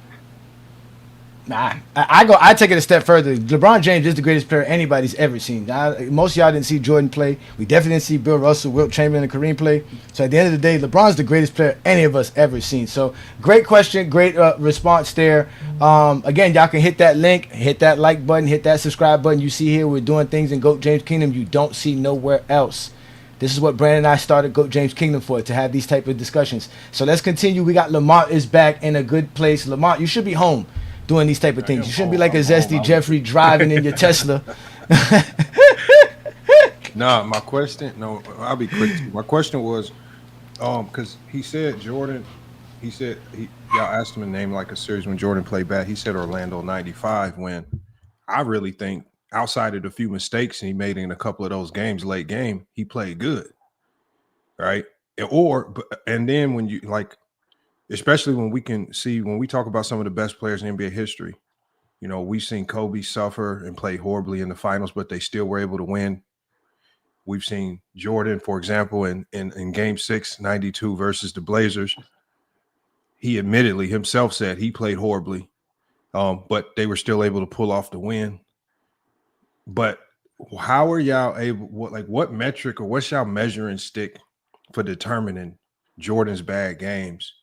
Because it seems like you only believe it's a bad game. Like, it seems like Jordan fans mostly believe that your bad games, you having a bad game or bad performance, is strictly tied into your scoring and your field goal percentage, or just your scoring, really, because Jordan can go 3 of 18 in the game and still get his 20-something odd points because he's going to get to the free throw line a ton to do it. But what is y'all measuring stick for determining a bad game? Because it just seems like it's all over the place. It seems like everything is just tied into scoring. And I think, especially when y'all critique LeBron, how y'all evaluate his performances is solely tied into scoring, when he's already proven his game is far more than just scoring. And he don't have to score 30 points to have a good or bad game. I mean, for me, it's the nuance, right? Like I there's levels to like where I say you have a bad game, right? Like scoring is, or like stats are less than whether you won or not to me, right? So like if you had 22 points in a win and the other person had 30 points in a loss, I'd rather be the 22 point guy. So it's not like when, like, yes, scoring and field goal percentage and all that stuff matters, but it doesn't matter more than whether you won the game. So when I brought up 95, I was like, well, they lost. Like that was the main thing. Whatever he did was good. It wasn't good enough to win though. And then just like I'm gonna bring up the LeBron 51, 8-8 moment when J.R. Smith messed that up. It's like, Jordan, you in that moment you messed that up, right? Like they stole the ball from you. Right. Like, so I can't, that's just a fact, and I think that, when we're talking about certain people, especially the GOAT debate, every single loss, right, like, matters. I'm not saying Jordan is the perfect player. No player is the perfect player. You're allowed to have bad games, but a bad game is different from a collapse. right? You can, if you go 3 for 18, you in the game, you shooting, you just missing, right? Like you trying, you just missing. But when I see, 17 points a game and against, and I know they want to say it's against JJ Barea. We know it's not against JJ Barea, right? But 17 points per game, and you at the free throw line biting your fingernails. You just don't look. You look nervous. You just, I can't. That's choking. That's a collapse. Playing poorly is not a collapse. So it's tied in the scoring. What? So just like what you said in 2011, you went to LeBron James, and you went straight to his scoring. I see what you're saying. I see what you're saying. But when I hear people talk basketball, I never hear someone say, "Yeah, SGA had a bad game today because man, he just could not contain his matchups. He couldn't, everything revolved around a good or bad game for some of these players. It just seems to be always tied into scoring, and especially if the team didn't win, like you said, you took one moment." Right. You took a moment of a 51-point game and you said that one moment, a moment can cost you to lose. I don't think a moment can cost you to have a bad game. LeBron James still had one of the greatest playoff performances we ever seen in that game. Right. I feel Obviously, you, but a moment or mental lapse can cost the team to lose. And I think the team, everybody played a role in them losing. I think they didn't lose that game. They didn't lose the game because of the mental lapse. No, I'm not saying no. They lost the game. You can look to things in the first quarter why they lost. You can look to get things in the second quarter as to why they lost. That's all team.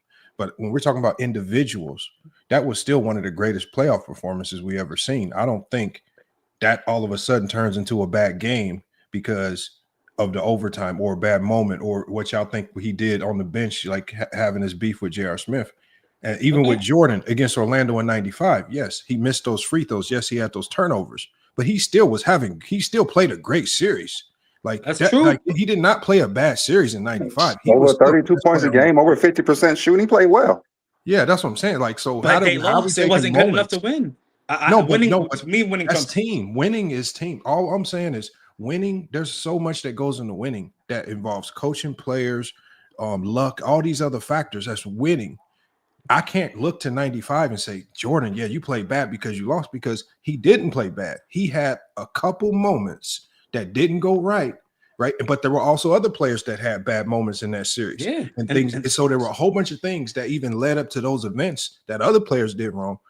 Jordan played a great series in 95. So I can't look to Jordan in 95 and say, you played bad just because you lost. Or I can't look I think big moments that decide the game are bigger than that. You can have 100 points. If you lose, then how good it was the 100 points. Like that's my thing. It's okay, fine. He still had a good game. But the moment that it's I don't know. It's like being in life and hey, I just made $1 million and then I go and shoot somebody and go to jail forever. Like that's, who cares about the $1 million I just made?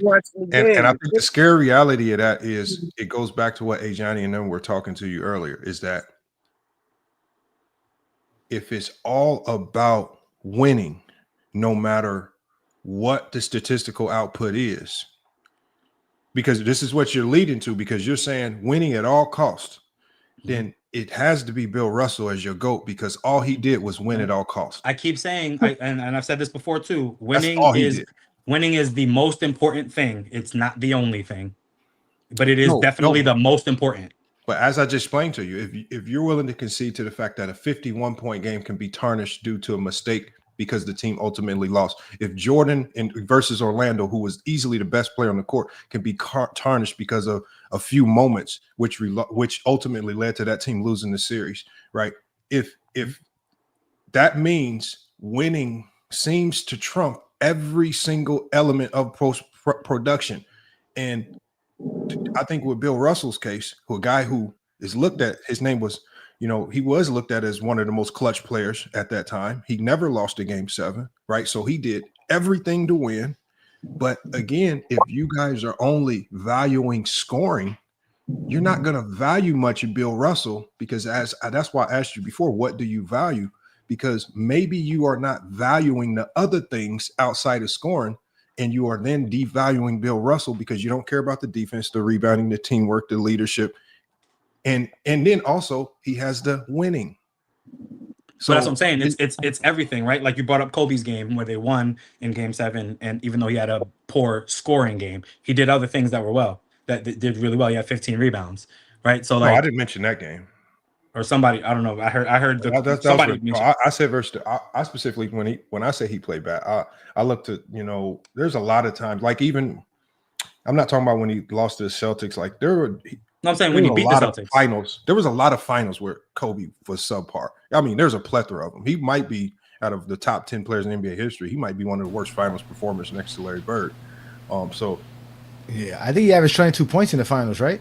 All I'm saying is, if it seems like the measuring stick to playing good or bad is scoring, I think Bill Russell gets dinged because of the scoring, and people forget about the defense and everything that he was all-time great at. He was an all-time great rebounder. He was all-time great defender. But, none of that matters because statistically his scoring just don't look right. His field goal percentage don't look right. So we'll devalue this. He didn't play as an impactful role into winning as some of the other people because his scoring didn't look right.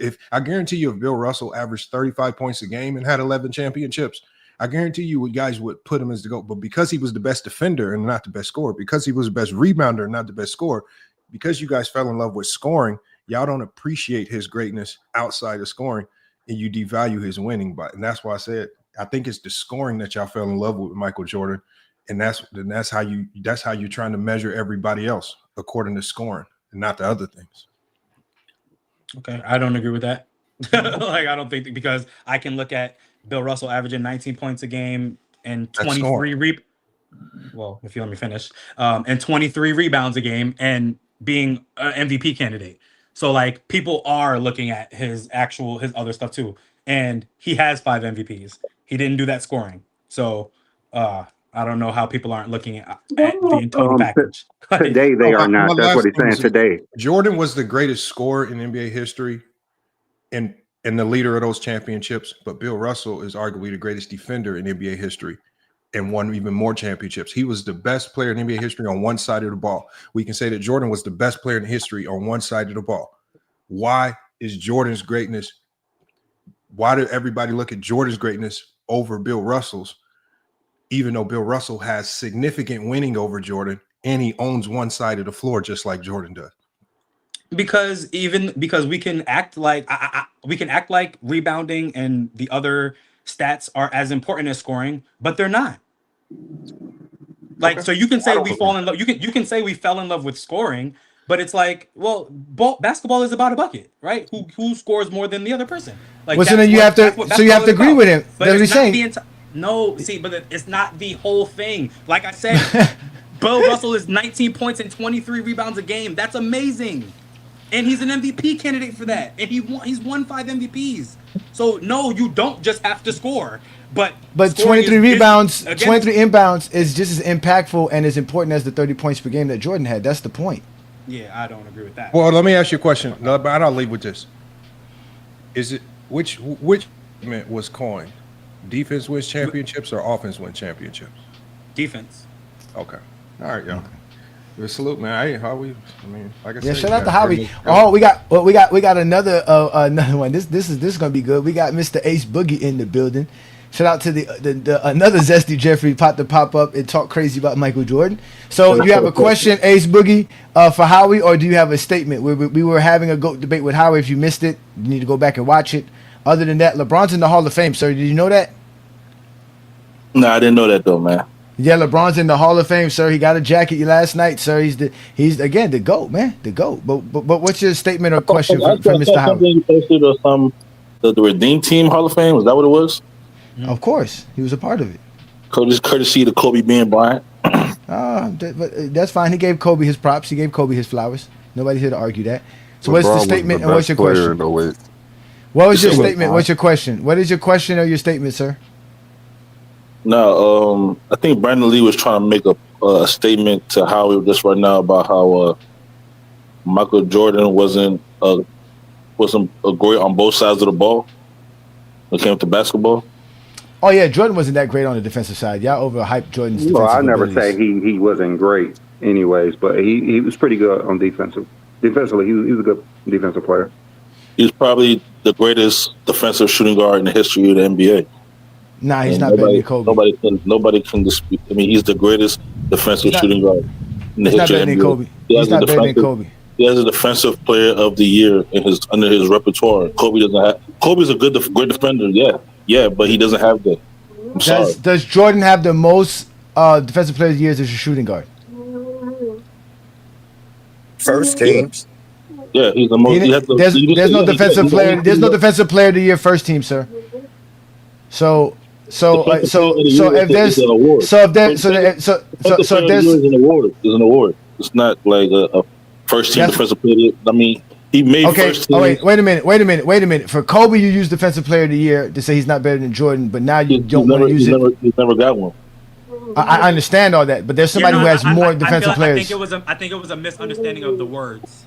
No, it's not. Trust me, this is a Zesty Jeffrey. He never stays consistent. So again, sir, you said that you said Kobe has more all defensive selections than Jordan, and he has the same amount of first teams as Jordan. Jordan doesn't have the most all defensive selections as a shooting guard. Jordan doesn't have the most all defensive selections as a shooting guard, nor does he have the most defensive players as a shooting guard. How is he the greatest defender as a shooting guard? Bro, he has defensive player of the year under his belt. That's how. But there's somebody who has more than him. There's a guy who has more than him. Who? Cindy Moncrief. The fuck out of here, man. Cindy Moncrief for point guard. See what I'm saying? You know what? I said shooting guard. I said shooting guard. He is a shooting guard. Sidney Moncrief was a shooting guard. He won it both as a shooting guard. Sidney Moncrief was a shooting guard, one of the greatest of all time, sir. Yeah, too. He's right. He's right. So since you answered you asked your question and your question was answered, that's why we say Jordan is not that great of a defender. At least that's why I said. Brandon said he's great. I think the funniest thing about that though, just a quick thing, and people can disagree or not. I feel you that Sidney Moncrief has more defensive player of the years than Michael Jordan, but there is no scenario in life where I'm taking Sidney Moncrief on defense over Michael Jordan. And that's because of the scoring, huh? Like I said, the scoring just gives a boost to everything. I don't know why. I'm not going to take Jordan over. Jordan's not shutting down nobody. Yeah, it's really weird. Who did Jordan shut down to say that? Hershey Hawkins. Thank you. Thank you. You just proved that point. Hershey Hawkins. Who did Sidney Moncrief? Hershey Hawkins averaged 27 points in the first round, and then he went up against Jordan and averaged 19 points on a lower percentage. Okay. In the 1990 NBA playoffs versus the Sixers. Do your homework. Oh, we're gonna do our homework. We know we're gonna do. Everybody's gonna do their homework. 91. So I mean, what we really talking about? That's what I'm saying. It's weird. Well, he ain't never shut down nobody. Who is this? Who is? You said Hershey Hawkins. If you're saying Hershey Hawkins is the best you can do. If Hershey Hawkins is the best that you got, that's good. Hey, you can have that. Hey, Johnny, Hershey Hawkins is cold now. Don't do that. I'm not gonna say he wasn't. I'm just trying to. He used the name. Not that great of a basketball player. Come on now. Rise up. Jason Terry only averaged 18 points per game. Y'all try to act like he averaged 40. LeBron shut down the MVP Derrick Rose in 2011, nigga, in the playoffs. Okay, yeah, but y'all say, yeah, but you know what y'all also Derrick say? Rose, LeBron was Hershey Hawkins 22. don't got LeBron no was MVPs. 22 in the 2007 playoffs, but y'all don't say that about D. Rose being 22 in 2011. But wait a minute though. But hold on now. I'm looking at these numbers.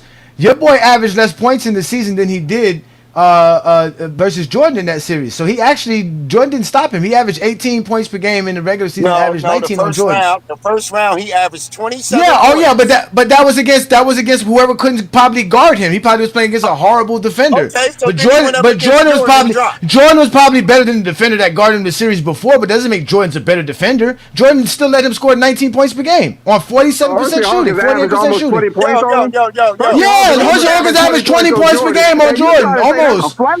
That's a Come on, bro. Y'all want to talk about Jason Terry? Jason Terry dropped 30 on your boy Kobe's head. LeBron wasn't guarding Jason Terry anyways. Let's let Sturdy in the building. Shut up. Jason Terry and dropped 30 on him, nigga.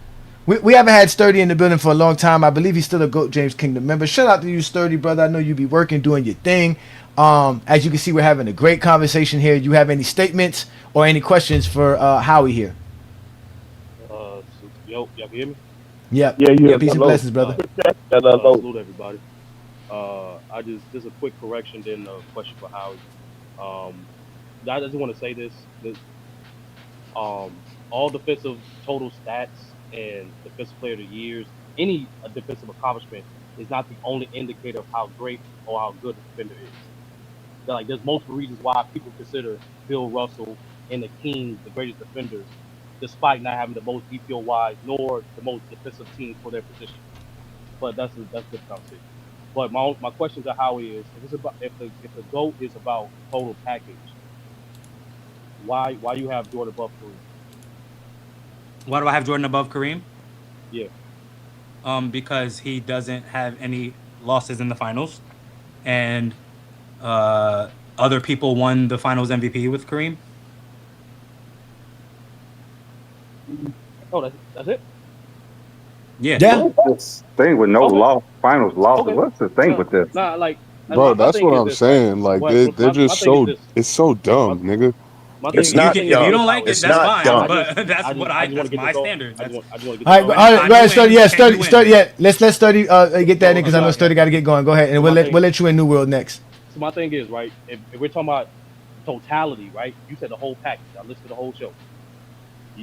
Kareem has more things that support his argument than Jordan. Winning, you said winning is the most important thing. They both have 6 championships. Wouldn't it be ideal if one guy has 6 championships, another guy has 6 championships, but the other guy is given more opportunity to win more? Why is that not more advantageous? Because you lost. Like Sturdy, like they just don't understand that it doesn't matter if you lose in the finals or lose in the playoffs. You're still losing in the playoffs. These niggas think that losing to a better team in the finals is somehow worse than losing to a better team in the first round. It's stupid ass logic, bro. If you went to the finals against a team, Jordan never went to the finals against a team that was better than his team. So of course he's not gonna lose. But you can't say the same for any other nigga in NBA history. Now everybody's just gonna go to the finals with a stacked team, nigga, and they're just gonna win. Even if you're the best player, that's not how that works. So when you use that logic, you're basically saying that Jordan is a GOAT because he got lucky, nigga. That's basically what you're saying. You're saying he's the GOAT not because hold of on. Y'all don't get to respond to New World. Let Howie respond. Go ahead, Howie. I'm not. There's nothing to response. If you just think we lucky, okay, you think what you think. I'll think. That's what the facts are. Is that not what the case is, nigga? He got lucky that his team was the best team every time he went to the finals, and he didn't have to face a better team than him. If he had to face Larry Bird and them niggas in the finals, if they were on the West, that is facts, nigga. If Jordan went to the finals in '88 against the fucking Pistons or the Lakers or the Celtics, nigga, he would have lost. If Jordan's losing to the '88, hold on, wait. If Jordan is losing to the '88 Pistons again with the team he had in the '90s, that would be hilarious. That definitely would mean he's not the GOAT at all. Because, like I said, that's the worst loss in NBA history for any player. And never in NBA history have you ever seen a player completely fold like he did versus that team in 1988. That's styles make fights. You know, they say this. It applies across all sports. You're just gonna have certain matchups that aren't good for you. Like if Jordan went to the finals against a team that was better than him, then it would just be cooked, nigga.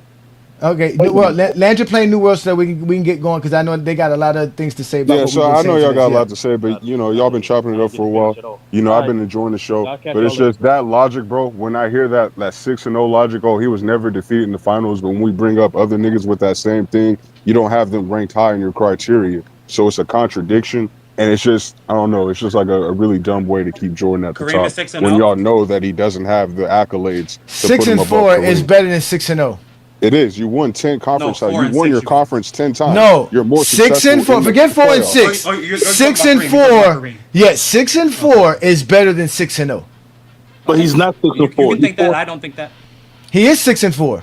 Kareem is 6-4. No. I'm saying it's not better. I just don't think it's better. It is better. It's obviously better. There's no way it can't be better. Bro, he's 4 and 6. We're not talking about LeBron, sir. Hey, Howie. Okay, say for instance, you know, you hooped and everything, and you played in college. You won 2 titles in college, or you won 2 titles and you lost 2 times in the finals. Which one will be better? We both won. Wait, so I'm 2-0 in 1 year, and I don't make it the other, and I Yo, don't make. you played 4 years in college. You was Right. 2-0 in the title game, or would you rather be 2-2 in the title game while losing 2 times in the finals, in the championship game, or would you rather lose before the championship game? Rather lose. I wouldn't rather lose at all. Like that's the thing is this is the No, you mixed have word stuff that you guys those try to two. play. Yeah, Two you is have those two. two. You have I'd 2-0, rather or not you lose. 2-2 because you lost 2 times in the finals, but Yeah, you I'd still rather won not lose. 2 titles. I'd rather not lose. So you're telling me that you rather not make it to the finals 2 times. You rather lose prior, basically. What I'm telling you, no, you can say that. What I'm saying How is else I'd are rather you not 2-0 if lose. you play for 4 years? You have to lose before the finals. That isn't that common knowledge? I'm okay, but the thing is, I'm not about to be like. So I'm not about to be like I'm better. If you went 2-0 and I went 2-2, I'm not about to be No, like which I'm career better would than you rather have? I'm not That's gonna all say I'm I'm saying. better than you now. I'm saying, which career would you rather have? I'd rather be undefeated in the finals. I'd rather be undefeated in the finals. So okay, so you're telling me that you would rather lose prior those two years Whatever than you losing need to in the say, finals. what I'm saying is I'd rather not lose. You can say whatever you feel like it.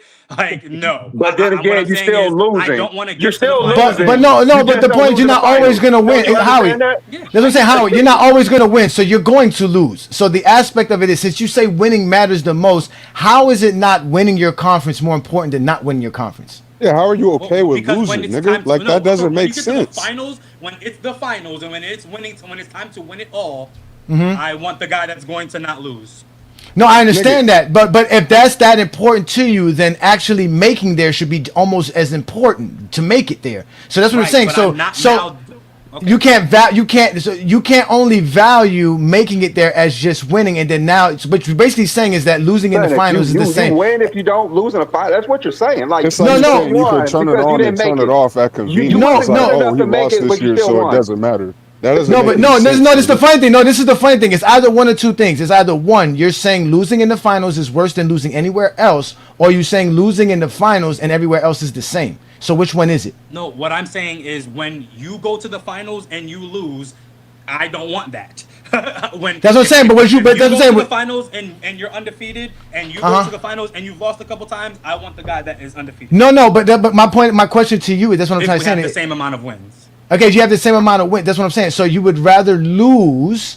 I'd rather be 6-0 than 6-4. Yeah. No, so I'm saying. So you would rather lose in the first round than make the finals. Is what you're saying? Yeah, they're I okay with guess. being Okay, losers. if- Yeah, if- he's yeah. he wants to be a loser. So no, it's not. You're not guessing. Hold on, wait, guys, wait. I got this, guys. Listen. So by what you're saying, guessing. What do you mean? no, exactly. You're not guessing. You're definitively telling us here in Goat James Kingdom that winning matters, but winning your conference doesn't. Because that's what you're basically saying. It matters Because less than winning. Yeah, if you. no. We never said. Hold on, wait. We never said. Wait. We never said. Wait. We never said winning your conference is more important than winning a championship. But what we're saying is winning your conference is more than losing in the first round.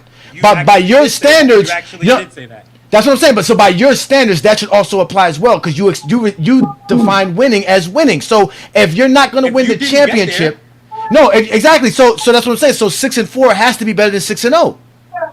To you, Because you still no it is, because I got the 6 championships, which is equal to the 6, but now I got the 4 conference titles, which you don't have. So I'm better than you. You have 4 finals losses. Exactly, those finals losses are conference title winners. If you go to the finals more than me, that doesn't make you better than me. Okay, so that's what I'm saying. So by your standard, because what you're saying is that losing in the finals is worse than losing in the first round. So you don't really respect winning. No, I don't respect. Because how losing? So how? Wait. So explain this to me. Explain this to me. No, explain this to me. How is losing in the first round more winning than losing in the finals? Winning the championship is more winning. Again, we know that. We already know that. So answer the question again. Answer the question. No, answer the question. How is losing in the first round considered more winning than losing in the finals? That's not a good question. Howie, let me get this. That is no. Ace Boogie, you got wait. That is a very good question, because by your standards, losing in the finals is the worst form of winning. So that means if you lose in the first round, somehow you are a more winner than someone who made the finals, because that's why you put 6-0. Them to the person that didn't lose. He did lose. He lost in the first round. Jordan, are you saying Jordan never lost? Are you saying Jordan never lost? Are you saying Jordan never lost? When it's the finals, when we both again, to the sir. Finals, if you have lost more than me, that's it. Okay, so you establish getting to the finals is a very important thing. It's an aspect of winning. So how can you lose in the first round and be considered more of a winner than somebody who made the finals? That's the question. So it's a very simple question. So, then whatever answer you need, yes. No, I need an answer from you to define winning. No, so you really okay? So all right. So since you left it on me, since you left it to me, I'm going to say your whole narrative about winning matters most is bullshit because you sat here and said losing means more than winning. Great. Whatever you need to think. Okay, if that's what you feel, wonderful. That's not how I feel. That is exactly what you have provided with the information you gave us. Okay. I don't feel anything.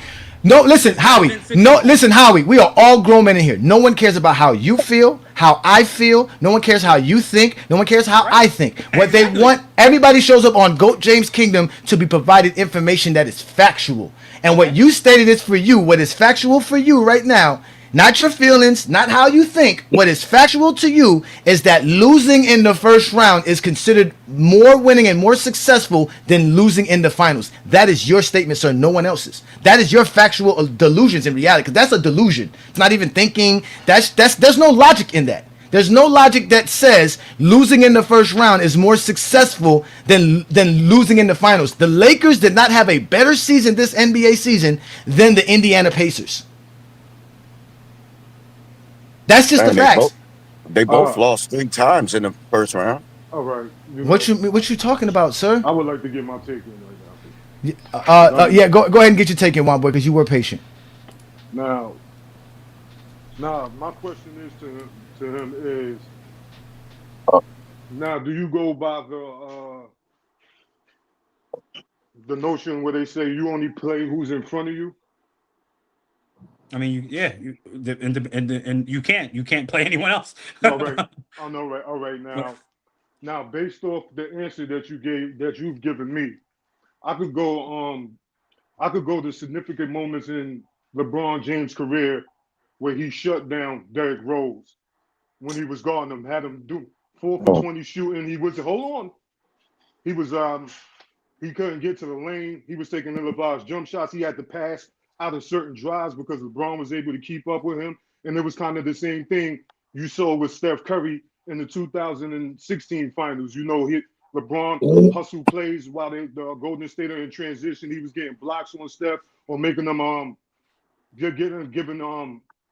he was making them hesitate when it came to shooting, especially when he switched off on them. I could say the same thing for the 2013 finals when LeBron was switching off onto Tony Parker and the Tim Duncan. You know, there was a couple of plays where, he forced Tony into the very tough shots. You know, he got a few blocks on Duncan, out contesting his shots, banging with him down there. Now, so being that you just said that you're gonna only play who's in front of you, how are you going to be able to judge Jordan based off the answer that you said when he only played who's in front of him and he never had any performances like those? None of the shooting guards that he guarded had better performances than him. But I didn't. But I also I agree with all your moments. All of your moments, I agree with them. Name any small forwards. I mentioned. No, see, I like to go to accolades. I mentioned Tony Parker. I mentioned Steph Curry. I mentioned Finals MVPs. I mentioned regular season MVPs. Tony Parker got a Finals MVP. These are the guys that LeBron James has showed examples of his versatility on defense against. We're talking about the greatest power forward, arguably the greatest point guard, but in Steph Curry. You know what I'm saying? Tony Parker, a former Finals MVP. This is like the guys who you say, oh, this is who was in front of LeBron. He gonna only play who was in front of him. So how can you judge Jordan based on the film to say that anything that he's done compared to LeBron has done in the finals? And I like an example if you have one. I don't really understand your question because LeBron has had great moments on Tony. Everything you said was right. right? Like yes, he's done all those things. That makes him really great. But I gave you the example thinking that you would give me an answer. Can you name any moments throughout the playoffs or any finals performances where LeBron has locked in defensively and also been defensive, the best player on offense? Can you bring up any moments of Jordan that are similar to what LeBron did, considering that you play who's in front of you? Magic Johnson in '91. He didn't shut Magic Johnson down. I'm just saying he just didn't. I'm just saying y'all don't have it. I mean, One Boy, you asked him a question, you know he was gonna have an answer to. To be honest with you, One Boy. Let him have it. Let him have it. Who else? Who else? Who else? No, who else? Who else? Yeah, he did. LeBron did shut down Derrick Rose. LeBron James did. No. He shut not in moments. No, he shut them down. No, LeBron wasn't his primary defender. Yeah, sir. LeBron James was the prime. LeBron James was the primary defender. Games in the fourth quarter, he was the primary defender. Yes, he was the primary. He was the primary defender. He stopped those guys. No, he wasn't. Not the full game. He was not. His defensive assignment was not Derrick Rose. All those numbers all the numbers that they produced without LeBron James guarding them was higher than when he was guarding him, including the games in general that LeBron did. But that's what I'm saying. No. In games 5, 6, and 7 of the 2016 finals, yes, LeBron James was guarding him. He was guarding Stephen Curry. He was on Stephen Curry. He was the guy responsible to make sure that Stephen Curry didn't go off. That was his job and responsibility. Same thing with Derrick Rose. It was LeBron James' responsibility to guard those guys. It was only in moments and in the fourth quarter with LeBron. It was not in moments, sir. It was not in moments. He wasn't running off screens every play. No, 2006. I just watched the 2016 finals. Jordan wasn't running off screens at all, neither. That's the whole point. That's what we're trying to explain to you. So you can stop that. No, not only that, because at the end of the day, in a switch-heavy NBA, you legitimately put LeBron James where you want him to switch on Stephen Curry at the right moment. That's the point. That's called defensive strategy. That's why LeBron James is a better defender. He's more versatile. No, I know that. That's why. But again, you're not gonna have what Juan Boy wants you to have, which is a moment, because none of you guys ever really have moments with Jordan. But let's let Twin Man in. Shout out to you, Twin Man. Peace and blessings. Salute, Twin Man. Do you got any questions, or do you have a statement? It's one or the other, please. No. You did answer the question to a certain degree. You did. I mean, do you have a moment where you said Magic Johnson? That's it. Like, we're not gonna argue that you said Magic Johnson. Yeah, so. Magic Johnson. I mean, Clyde Drexler's was second in MVP voting in that year, and he played worse when he got to the finals. He really didn't. Points per game. He averaged 25 points per game. He didn't play worse, but it's okay. 50% shooting. He did play worse. He did. No, he played worse. No, he ain't shoot 50%. I was specific. I mentioned. No, Juan Boy. Juan Boy. That's why I said. That's why we had to leave it alone, Juan Boy, because you are too detailed with film watching and detail. These dudes don't remember stuff. We know they don't remember stuff, Juan Boy. So let's not go there. He answered the question. Let's let Twin Man in. Twin Man, do you have an actual statement or questions? One or the other, please. And you can't get a rebuttal. I have a statement. Can y'all hear me? First off, can y'all hear me? Yes, we can hear you. Go ahead. So this is my statement, and it's this notion of being undefeated in the finals versus someone who is someone losing in the finals and someone being undefeated in the finals. That person who's undefeated is automatically better. I think that is bullcrap, because any NBA player wants to get to the finals as many times as possible, period. So the question that you asked, Johnny, would you rather have the 2-2 finals record or the 2-0 finals record? I'd rather have the 2-2 finals record, because that means I had 2 more opportunities to actually win a championship. That means I was good enough to win my conference and actually represent my conference in the finals. So this notion that losing in the finals is a bad thing was just literally created for one specific player. Because when you talk about Jerry West, you don't talk about all the finals losses. You talk about his finals wins and how many times he actually got to the finals. You don't talk about all the time Wilt lost in the finals. You talk about all the time Wilt got to the finals. We only started doing this because it was trying to knock LeBron James. So I will never understand why people are making it seem like getting to the pinnacle of your sport and losing is somehow now bad. It's not. You are literally the second best team in the NBA, and you literally won your conference tag. So to answer the question you asked, Johnny, I'm taking the 2-2 record, because that means I was better than you on 2 different occasions to get to my conference when you lost before.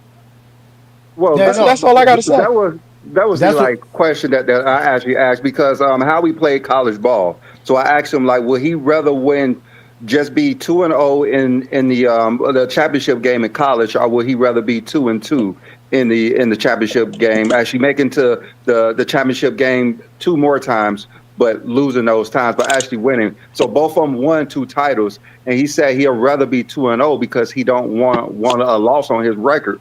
But then again, if you're not in the finals, that means that you actually lost prior. Yeah.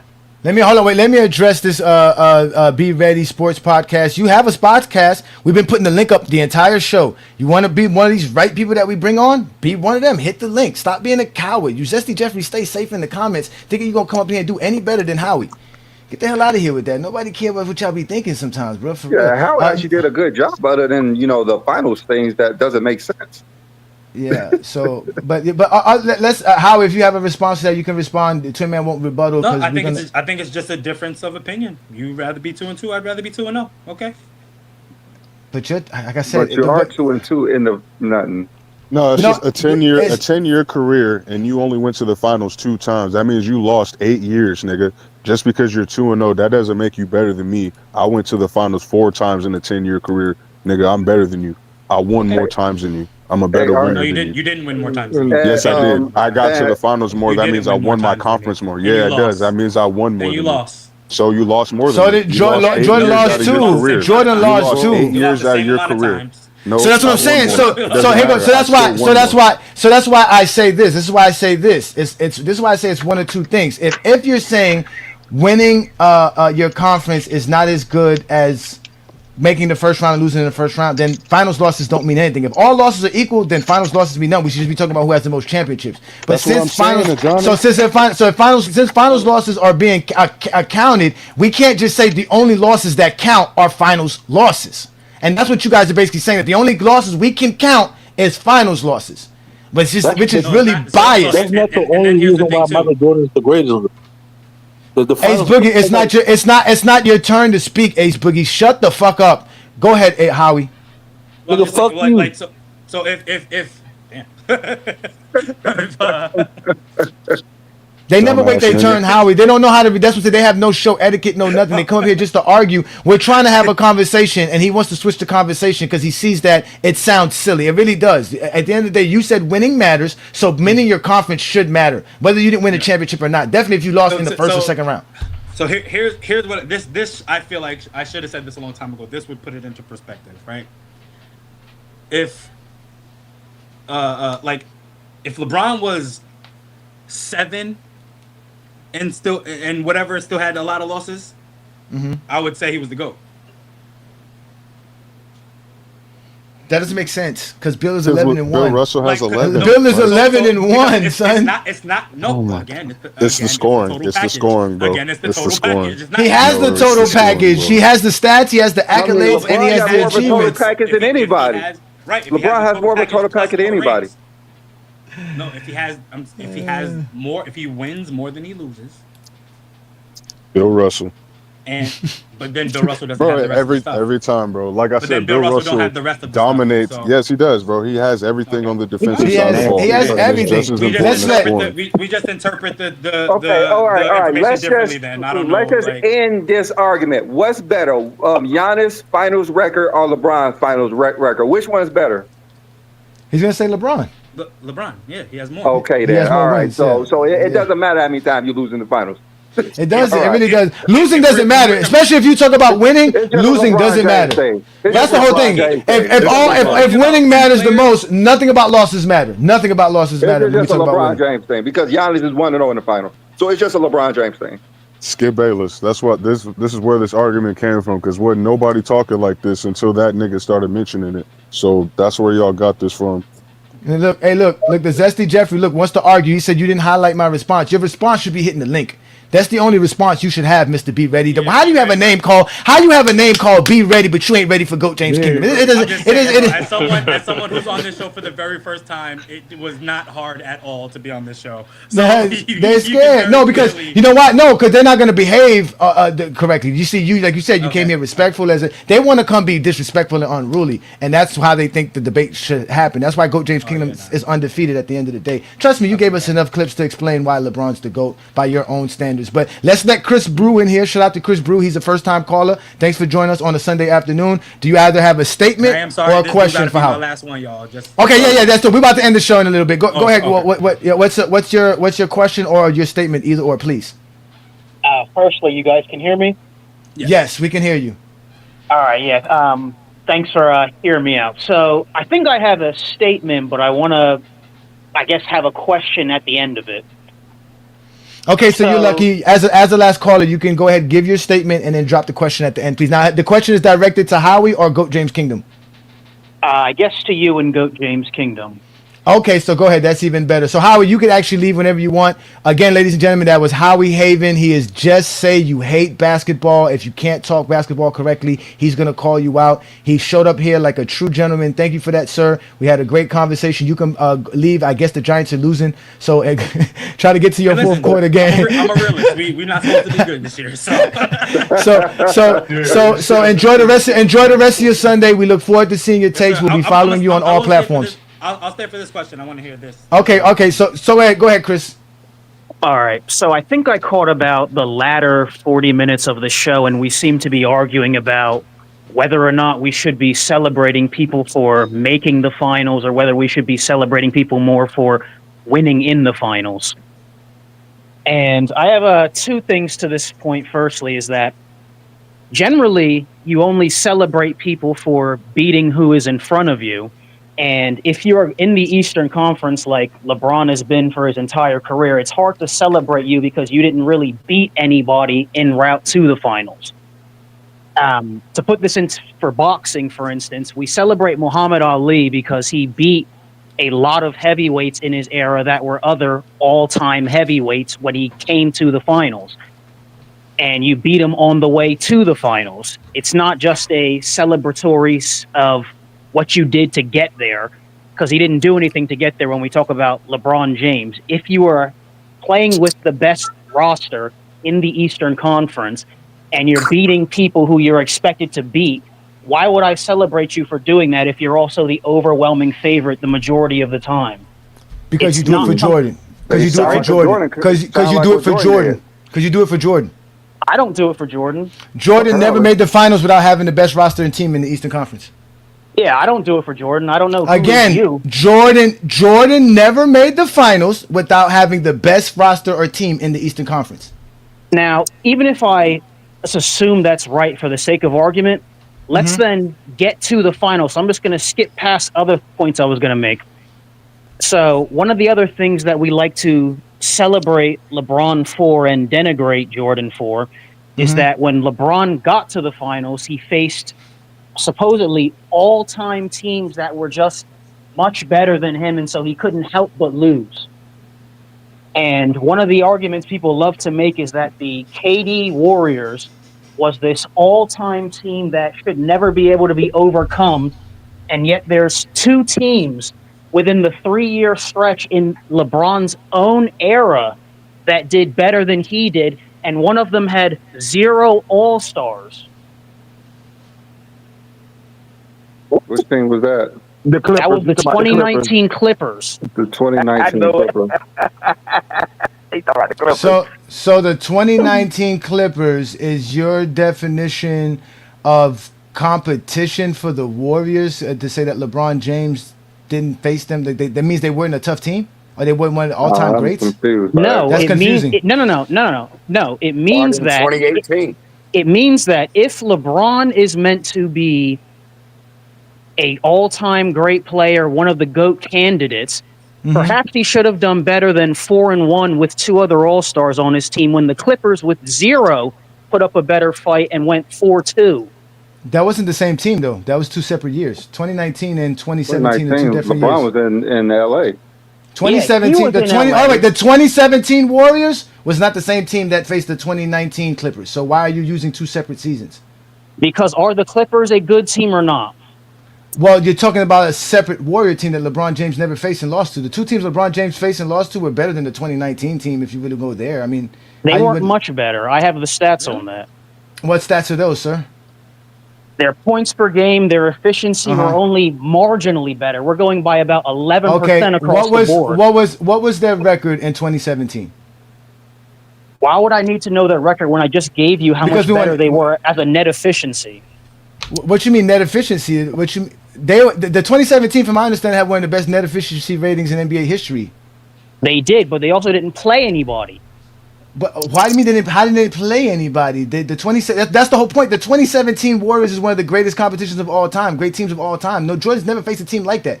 When has Jordan never faced a team? When has Jordan faced a team with 4 All-Stars? Wait. When has Jordan faced a team with 4 All-Stars? I'm going to answer your question, Ajani. What question is that? Yeah, what team was better than the 2017 Warriors that Jordan faced? Yeah, let me finish my point and then I'll answer yours. No. Answer my question because we heard your point. What is the answer? My question. What team? You cut me off. Yes, we heard your point about LeBron James and supposedly not being able to take the 2019 Warriors to a certain game when he didn't face the 2019 Warriors. So you were being disingenuous and you're stepping in doo-doo and I'm trying to clean it up for you. So now let's go to this. He faced the 2017 Warriors. Name the team Jordan faced that was as good as them. All right. Firstly, Ajani, you named the 2017 Warriors and talked about how they were this great all-time team, and they were by net rating in the playoffs, but they didn't play anybody in the playoffs. Okay. All right. You want to go by net rating? What was the Cleveland Cavaliers' net rating in 2018? Are we using 2018 or are we using 2017? That's LeBron made the finals in 2018, so we're talking about LeBron's competition making the finals. Since you want to use net rating, I know. So what was the Cleveland Cavaliers net rating in 2018, sir? Ajani, do you want to talk about 2016-17 Warriors or no? We want to stick again. The conversation is you trying to make it appear that we lied about LeBron's competition. So LeBron's competition. I haven't lied about. You are the one who brought up the 2017 Cavs because you mentioned the 2 times they had the 3 All-Star team, which they did have in 2017. They had 3 All-Stars, right? But you forget that they faced the finals versus a team with 4 All-Stars. Again, Jordan never faced the team. No, that's not the point, Ajani. The point is that you have yet to prove how. Who cares about the Clippers in 2019? They didn't face the teams LeBron faced. LeBron didn't face the 2019 Warriors. Yes, but what you're excluding is that what I've said is that the 2017 Warriors en route to the finals didn't play anybody, so their net rating looks a lot better. Their net rating should be predicated on their season. You talking about net rating for the playoffs? Yes. So you're just going to the playoffs as net rating. So their net rating in the playoffs is your determining factor on hard competition. That's what you're saying. Johnny, he's cherry picking, man. I know he's cherry picking. He has yet to. Again, you asked me to answer your question. I've answered all your questions. You have yet to answer my question. What team has the war? What was your? I said answer. So give me your question. Don't give me your soliloquy. Give me your question. What is your question? The question is, why do you think 2 other teams within the same era did better, and one of them is a completely inferior team? Well, one, LeBron James didn't face one of those teams, so there was no way to compare how LeBron James would have did against that team. What is the second team that did better than LeBron James' team versus the Warriors? Well, we know that to be the Rockets, but I didn't even feel the need to use that one. So the 2018 Rockets, correct? We don't even need to talk about the Rockets. No. Let me explain to you how the 2018 Rockets, because you don't want to go there. See that? I know what you're going to say. I already know what you're going to say. Okay, how are you going to know what I'm going to say? So why would you ask me a question and know the answer to it? I didn't use the Rockets, did I? You just you said there was 2 teams that LeBron James didn't play better with. You said one was the 2019 Clippers, and you said the Rockets, sir. So I'm asking you again, or you said the 2018 Rockets. You said yes. Now you said you know what my answer and response would be. Yeah, what would my answer response? What would my answer and response be? Okay, I gave you an answer for that. LeBron never faced the 2019 Warriors. There's no comparison for that. And what is the 2019 Warriors, Ajani? What is that? That's a different team. That's another team. Different year. Different year. Every year a team is different, sir. It's not the same. He didn't face the 2019 Warriors. So he faced the 2018. I don't know if they were better or worse. You have your own determination for that. I don't know. I don't know that. I know that he faced the 2018 team, and they were one of the greatest teams in NBA history. And mind you, you're trying to compare the Warriors to the Warriors when you should be comparing the Warriors to Jordan's competition, which you keep avoiding.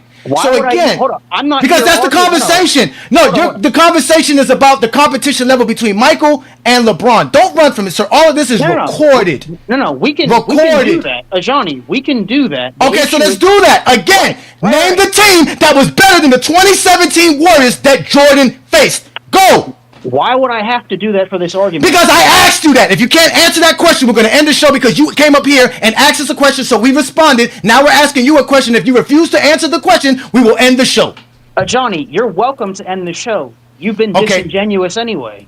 With that being said, so how being disingenuous when you don't want to have the conversation? Get the fuck up out of here. Again, this is what we do here in GOAT James Kingdom. We make Zesty Jeffries tell us a bunch of bullshit, and they can't even respond to their own shit. Well, I just checked the records, and GOAT James Kingdom was correct. Again, objection overruled.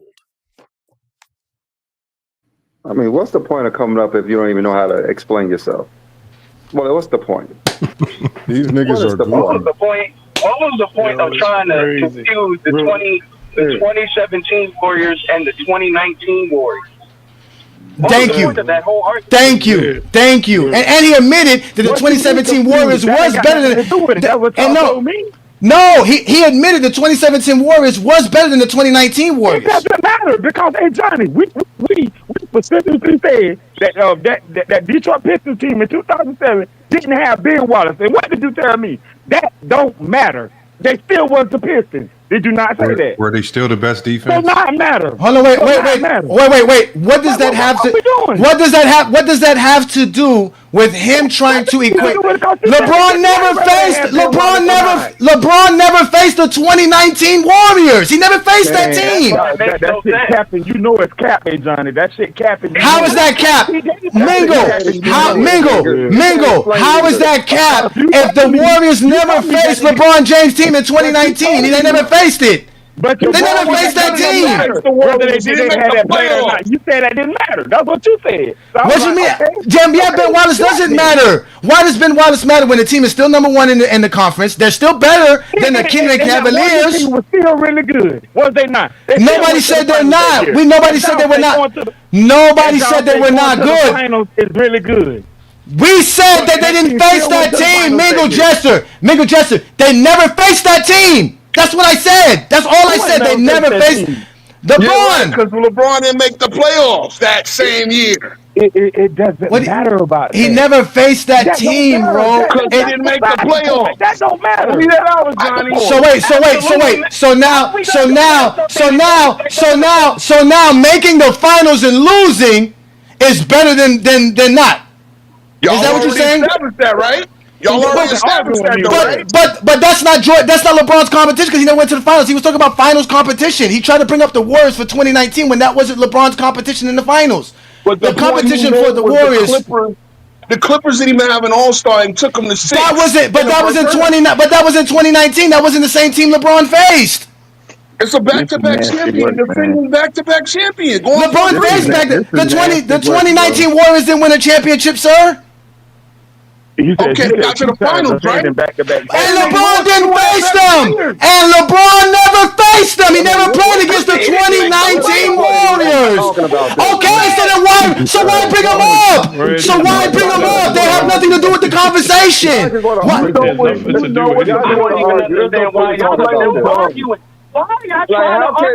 How can we compare LeBron James' team versus Golden State in 2019 when LeBron was been playing on the fucking Cavaliers? He beat them on Christmas Day. Well, give him credit. He beat them that same team on Christmas Day, right? No, because we're not talking about Christmas Day, bro. We're not talking about Christmas Day, nigga. We're talking about the NBA fucking finals. He's talking about the Cavaliers. He's saying, why did the Clippers play better than LeBron James' Cavaliers in 2019? Well, LeBron James wasn't even on the fucking Cavaliers and didn't play them in the playoffs. Billy, one question. Who did the Warriors lose of significance? Did the Warriors lose anybody of significance from year to year, 18 or 19? Go. 18 to 19. Did they lose anybody of significance? We're going to go there. No, we're going to go. We're gonna go there. Who exactly they lost? They did add DeMarcus Cousins. I just let y'all know they added DeMarcus Cousins. He didn't play. He didn't play, son. Okay, let's go there. So. Okay, so they same thing. Draymond Green, five on quick. But Ro, why would you bring up the game? Oh, he beat them on Christmas Day in 2018. He got hurt that game. Why would you mention that game? I'm giving LeBron credit. They beat the Warriors. That same team, the back-to-back champions. It's just a stupid. Okay, here we go. They didn't have JaVale. They didn't have JaVale McGee. That's another guy that didn't have on that team. That's why they added DeMarcus Cousins. The Lakers didn't have nobody in 2019. The Lakers couldn't even make the playoffs. What are we talking about? Did McKee go to the Lakers? Who? McKee? They also lost. They also lost Nick Young, who played 8 games in 2019 and didn't play nothing in 2018. He didn't play in 2019, so that's also another person that didn't play. Again, they also had Zaza Pachulia, who started 57 out of the 69 games he played for them. He wasn't there for them in 2018 as well. I mean, in 2019 as well. So yes, they did have a different roster from 2018 to 2019 with some significant guys not on the roster. Yes, guys that they used and you. Yes. Fact, who believes that the Clippers of 2019 could beat the Cavaliers of 2017? No one said that. They just said that they played better against the same competition. They did not. It's not the same competition. No one believes this. The team is JaVale older as McGee well. and Nick Young. JaVale McGee, Nick Young, and Zaza Pachulia. Who did they replace him with? Come on. Again, DeMarcus Cousins. Again, listen. They replaced him with DeMarcus Cousins, Kevin Looney. Who else here? Jonas Jericho. Do you know who that is? Jericho played 73 games, sir. He's all right. Oh wait, Alfonso. No, these are the games. I'm not lying. These are the games. These are the amount of games. Bro, don't do that, bro. I will bring the information up again. Just because you don't know shit doesn't mean I'm lying. Again, he made an equivalency to a team that LeBron never faced. He didn't have nothing. And when he brought up the net rating, why do you think he didn't answer the net rating? Because guess what the Cleveland Cavaliers net rating was in 2018? It was a negative. Ladies and gentlemen, the only NBA team to make the NBA Finals with a negative net rating is the 2018 Cleveland Cavaliers. That shows you how horrible his team was compared to NBA history, sir. Well, and horrible the competition was as well. Because Kyrie, I believe if Kyrie was healthy and for the Celtics, the Celtics probably make the finals. If you know, again, this is y'all always the main one that y'all always cry about competition. But when we showed Jordan had the weakest competition, because he didn't want to let me get to that point, because I asked him, bro, I'm still fucking talking, bro. You know what, bro? I get tired of your shit, bro. Bye, bro. Go to your show with your bullshit, bro. Go to your show with your bullshit, bro. Because I was gonna ask him, since LeBron James only won in the Eastern Conference because he had the best roster and the best team, when did Jordan make the finals in the Eastern Conference without having the best team and the best roster? When? It depends on who you think is the best. Had the best roster. Bro. When did Jordan make the finals? Okay, the finals, bro. In 1991, Jordan didn't have the best roster and the best team in the Eastern Conference? No. Bro, y'all gotta stop capping. God damn, bro. Y'all too old to be capping as much, yo. Wait a minute. So in 91, who was better, the Detroit Pistons or the Lakers? I mean, not the Lakers, but the Bulls. The Bulls. You gotta understand. Isaiah Thomas missed 55 games out the regular season that year. Coming out of a championship. That was the year before. That's not the same thing as 1991, sir. That's not the same thing. You can't use, again, we're not talking about the year before. Again, you can't, because we're talking about 1991. We're talking about 1991, sir. We're talking about 1991. That's leading into the next season. That's still not the same team, sir. It's not the same production. No, it's not, sir. Isaiah Thomas played less than 40 games or missed like 30 games that year. They're not the same team. They didn't have Rick Mahorn. They're not the same team, sir. They lost players. They're not the same team. That's crazy. That's what I'm saying. So you're telling me that Jordan was never better than Detroit? So that means every year Detroit was better than Michael Jordan every year? Pretty much. You remember Pippen, that year in 91? And he couldn't get one, and he couldn't beat them. He was on the all-defensive team. The year before that, he was an all-star. So what are we saying? That's what I'm saying. When was the Bulls? That's what I'm saying. Like, y'all just be making up stuff. Y'all can't accept the facts. Jordan. And mind you, they won more games than the Pistons. Y'all love to talk about winning records, and they had more games. No. I don't want to hear that. But at that point, so Pippen only had one All-Star selection and one defensive selection at that point in time. 1-1. He had one All-Star selection and one defensive selection, right? And Joe Dumars had two. Joe Dumars had two All-Star selections, one All-NBA selection, and two defensive selections. That's it. So he's not better than Jordan. At that time, better than Jordan. I ain't say Jordan. Okay, so that's their best player. Joe Dumars was their best player in '91. Their second best player. Better than Jordan though. Okay. Joe Dumars was better. Exactly. Okay, so Scottie Pippen was the second. I mean, Dennis Rodman was the second best player as an all defensive player. He's not better than Scottie. So the Bulls were a better team. I don't know. It was close. This argument just falls apart when you mention 88. You gotta understand. The fact that Jordan had the MVP and the not to mention. Okay. So Dennis Rodman was Defensive Player of the Year, but not to mention Scottie Pippen's averaging. But we're talking about 91. He was a Defensive Player of the Year in 1991. Scottie Pippen's averaging 20 points. Nobody on Detroit's averaging 20 points in 1991. I think maybe Vinnie Johnson. I think supposedly that was what this guy was saying. Again, it don't matter what you say. That 1991 team was not better than the Chicago Bulls team. The Bulls were the best team in the East. So Jordan never made the finals without being the best team in the East. He was the best team in the East in 92. They were the best team in the East in 93. They were the best team in the East in 96. They were the best team in the East in 97. They were the best team in the East in 98. I disagree because I think one of them years, I think Orlando was a better team than they was. LeBron made the finals. He wasn't the best team. LeBron made the finals. He wasn't the best team in the East in 2007. He made the finals in 2011. He wasn't the best team in the East in 2011. He made the finals in 2014. He wasn't the best team in the East in 2014. He made the finals in 2015. They weren't the best team in the East. He made the finals in 2018. They weren't the best team in the East. My thing is though, even if you're saying that, my thing is Jordan. I still think Orlando Magic was the best team around that time with Penny Hardaway and Jordan didn't make the finals. And Jordan didn't make the finals. All those guys. And Jordan didn't make the finals. That was the best team right there. No, and Jordan didn't make the finals when he had that team. He did, but that next year he did. He had a better team the next year. 72 games the next year. He had a better team the next year. They had a better team next year. Wait a minute. So let's go to this. Y'all told me that records doesn't mean anything. Cause when I told y'all LeBron won 60 plus back-to-back seasons, y'all told me the regular season records doesn't mean anything. No, we didn't say that. No, we never said that. And what we're gonna say is okay. All right. So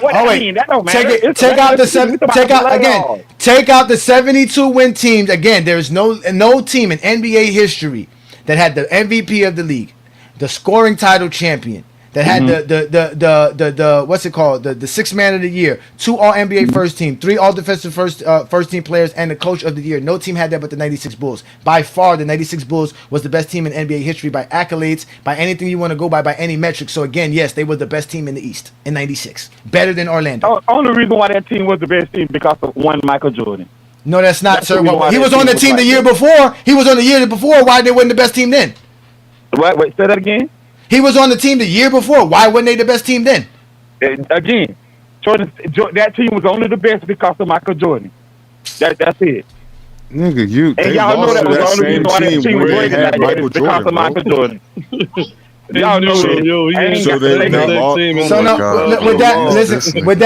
play Rom and then they win and he don't want to say that's what it is. Listen, with that being said, we're going to end today's program, so y'all can get ready to watch football and stuff like that. We want to thank all you guys for showing up. We want to thank Howie, but before we do that, we want y'all to know that Lamont is doing TikTok lives every Saturday, ladies and gentlemen. So if you guys want to join us, you can just hop on TikTok, because TikTok is not like YouTube. It's a separate entity.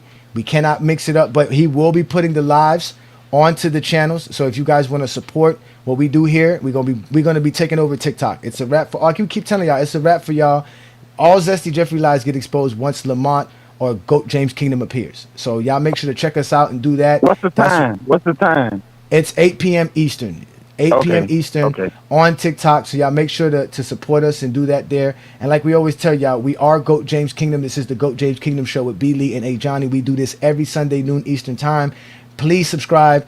Hit that like button, hit that ring notification. Also, check out the GOAT James Kingdom membership, because like Brandon and I are going to continue to do this. We're growing. We're over 50,000 subscribers now. We're growing on our Facebook group. We're growing on TikTok. We're growing all over. There is no stopping us. We're going to continue to give you guys great content. If you like what we do, help and support us by becoming a member of the channel. We do a lot of great things, like give other members and other people who are content creators opportunities to show up and show their creative skills, like Alan Powell show on a Wednesday evening. evening. Wednesday nights, right here on GOAT James Kingdom or on Alan Powell's channel, you can watch the Alan Powell Show, where he talks about all the different sports, especially with football coming around. He's also a Chicago Bulls fan, so all you Michael Jordan fans should love Alan Powell Show. You can check that out every Wednesday. Tomorrow night, we're going to have SB Talk Sports here with his favorite content creating self, bringing up the Real Takes Over Fake Debates show right here on GOAT James Kingdom, 8 p.m. Eastern, 7 p.m. Central. So like I said, man, we do big things like that. That's why we are the best out here. You guys know where to catch me on a Friday night. I'll be available every Friday night where you really get to see the exposure. But here on the Sunday show, I'm just a Johnny Bakari, I'm just a Johnny Bakari doing my thing. We are the Clutch Sports Hitmen. And like I said, man, peace and blessings to everybody who showed up here today. Thank you for supporting what we do here in GOAT James Kingdom. And like I said, y'all have a great, great evening. And with that, we're going to leave y'all with a little rap song, because we always got to give y'all great music. Like I said, y'all make sure to check out FYF and GOAT James Kingdom on TikTok Live. Y'all done messed up. FYF and GJK is going live. Gather round, take a seat and take notes. FYF Sports with a new live debate show. GOAT James Kingdom in alliance, so it's defiant. TikTok take over with two giants. That triumph got the Jordan fans fuming, trying to withstand the heat. Kobe stands mad, Shaq led the 3-peat. We bringing heavy truth, putting steak on your plate. Saturdays at 8, be ready for debates and don't be late. Ayo, it's a TikTok takeover, all zesties and vibes. FYF and GJK show up, show out on every live. Hot debates, NBA topics, all real, no fakeness. Join the live panel and be a part of greatness. Yeah. Lamont and a Johnny, the leader, setting the right path. Dropping knowledge so fresh, so clean, no mind being an outcast. Talking hot topics, real news and smart takes. Destroying dumb logic said by fools who have no case. Who's the GOAT? Put your knowledge on display. Every week we'll be here ready to hear you have to say. From why the 90s was great to LeBron's turnover. So request to join and be a part of TikTok Take. Hey yo, TikTok Take over, all zesties advise. FYF and GJK show up, show out on every live. Hot debates, NBA topics, all real, no fakeness. Join the live panel and be a part of greatness.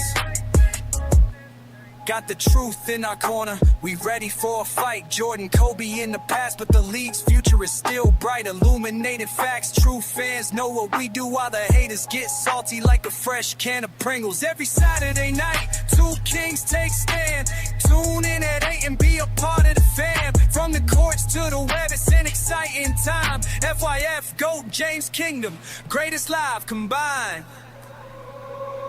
Hey yo, it's a TikTok takeover, all zesties advise. Yeah, FYF and GJK show up, show out on every live. Yeah, hot debates, NBA topics, all real, no fakeness. Join the live panel and be a part of greatness. Yeah, yeah. So lace up your kicks, keep your eyes on the screen. FYF and GJK colliding on a live stream. Jordan, Kobe names, you can cry all night. Won't be taking over TikTok. Only help is the call. Christ, catch us live, spread the word, don't cry. FYF Sports Debates, TikTok take over live. Make sure to follow and like.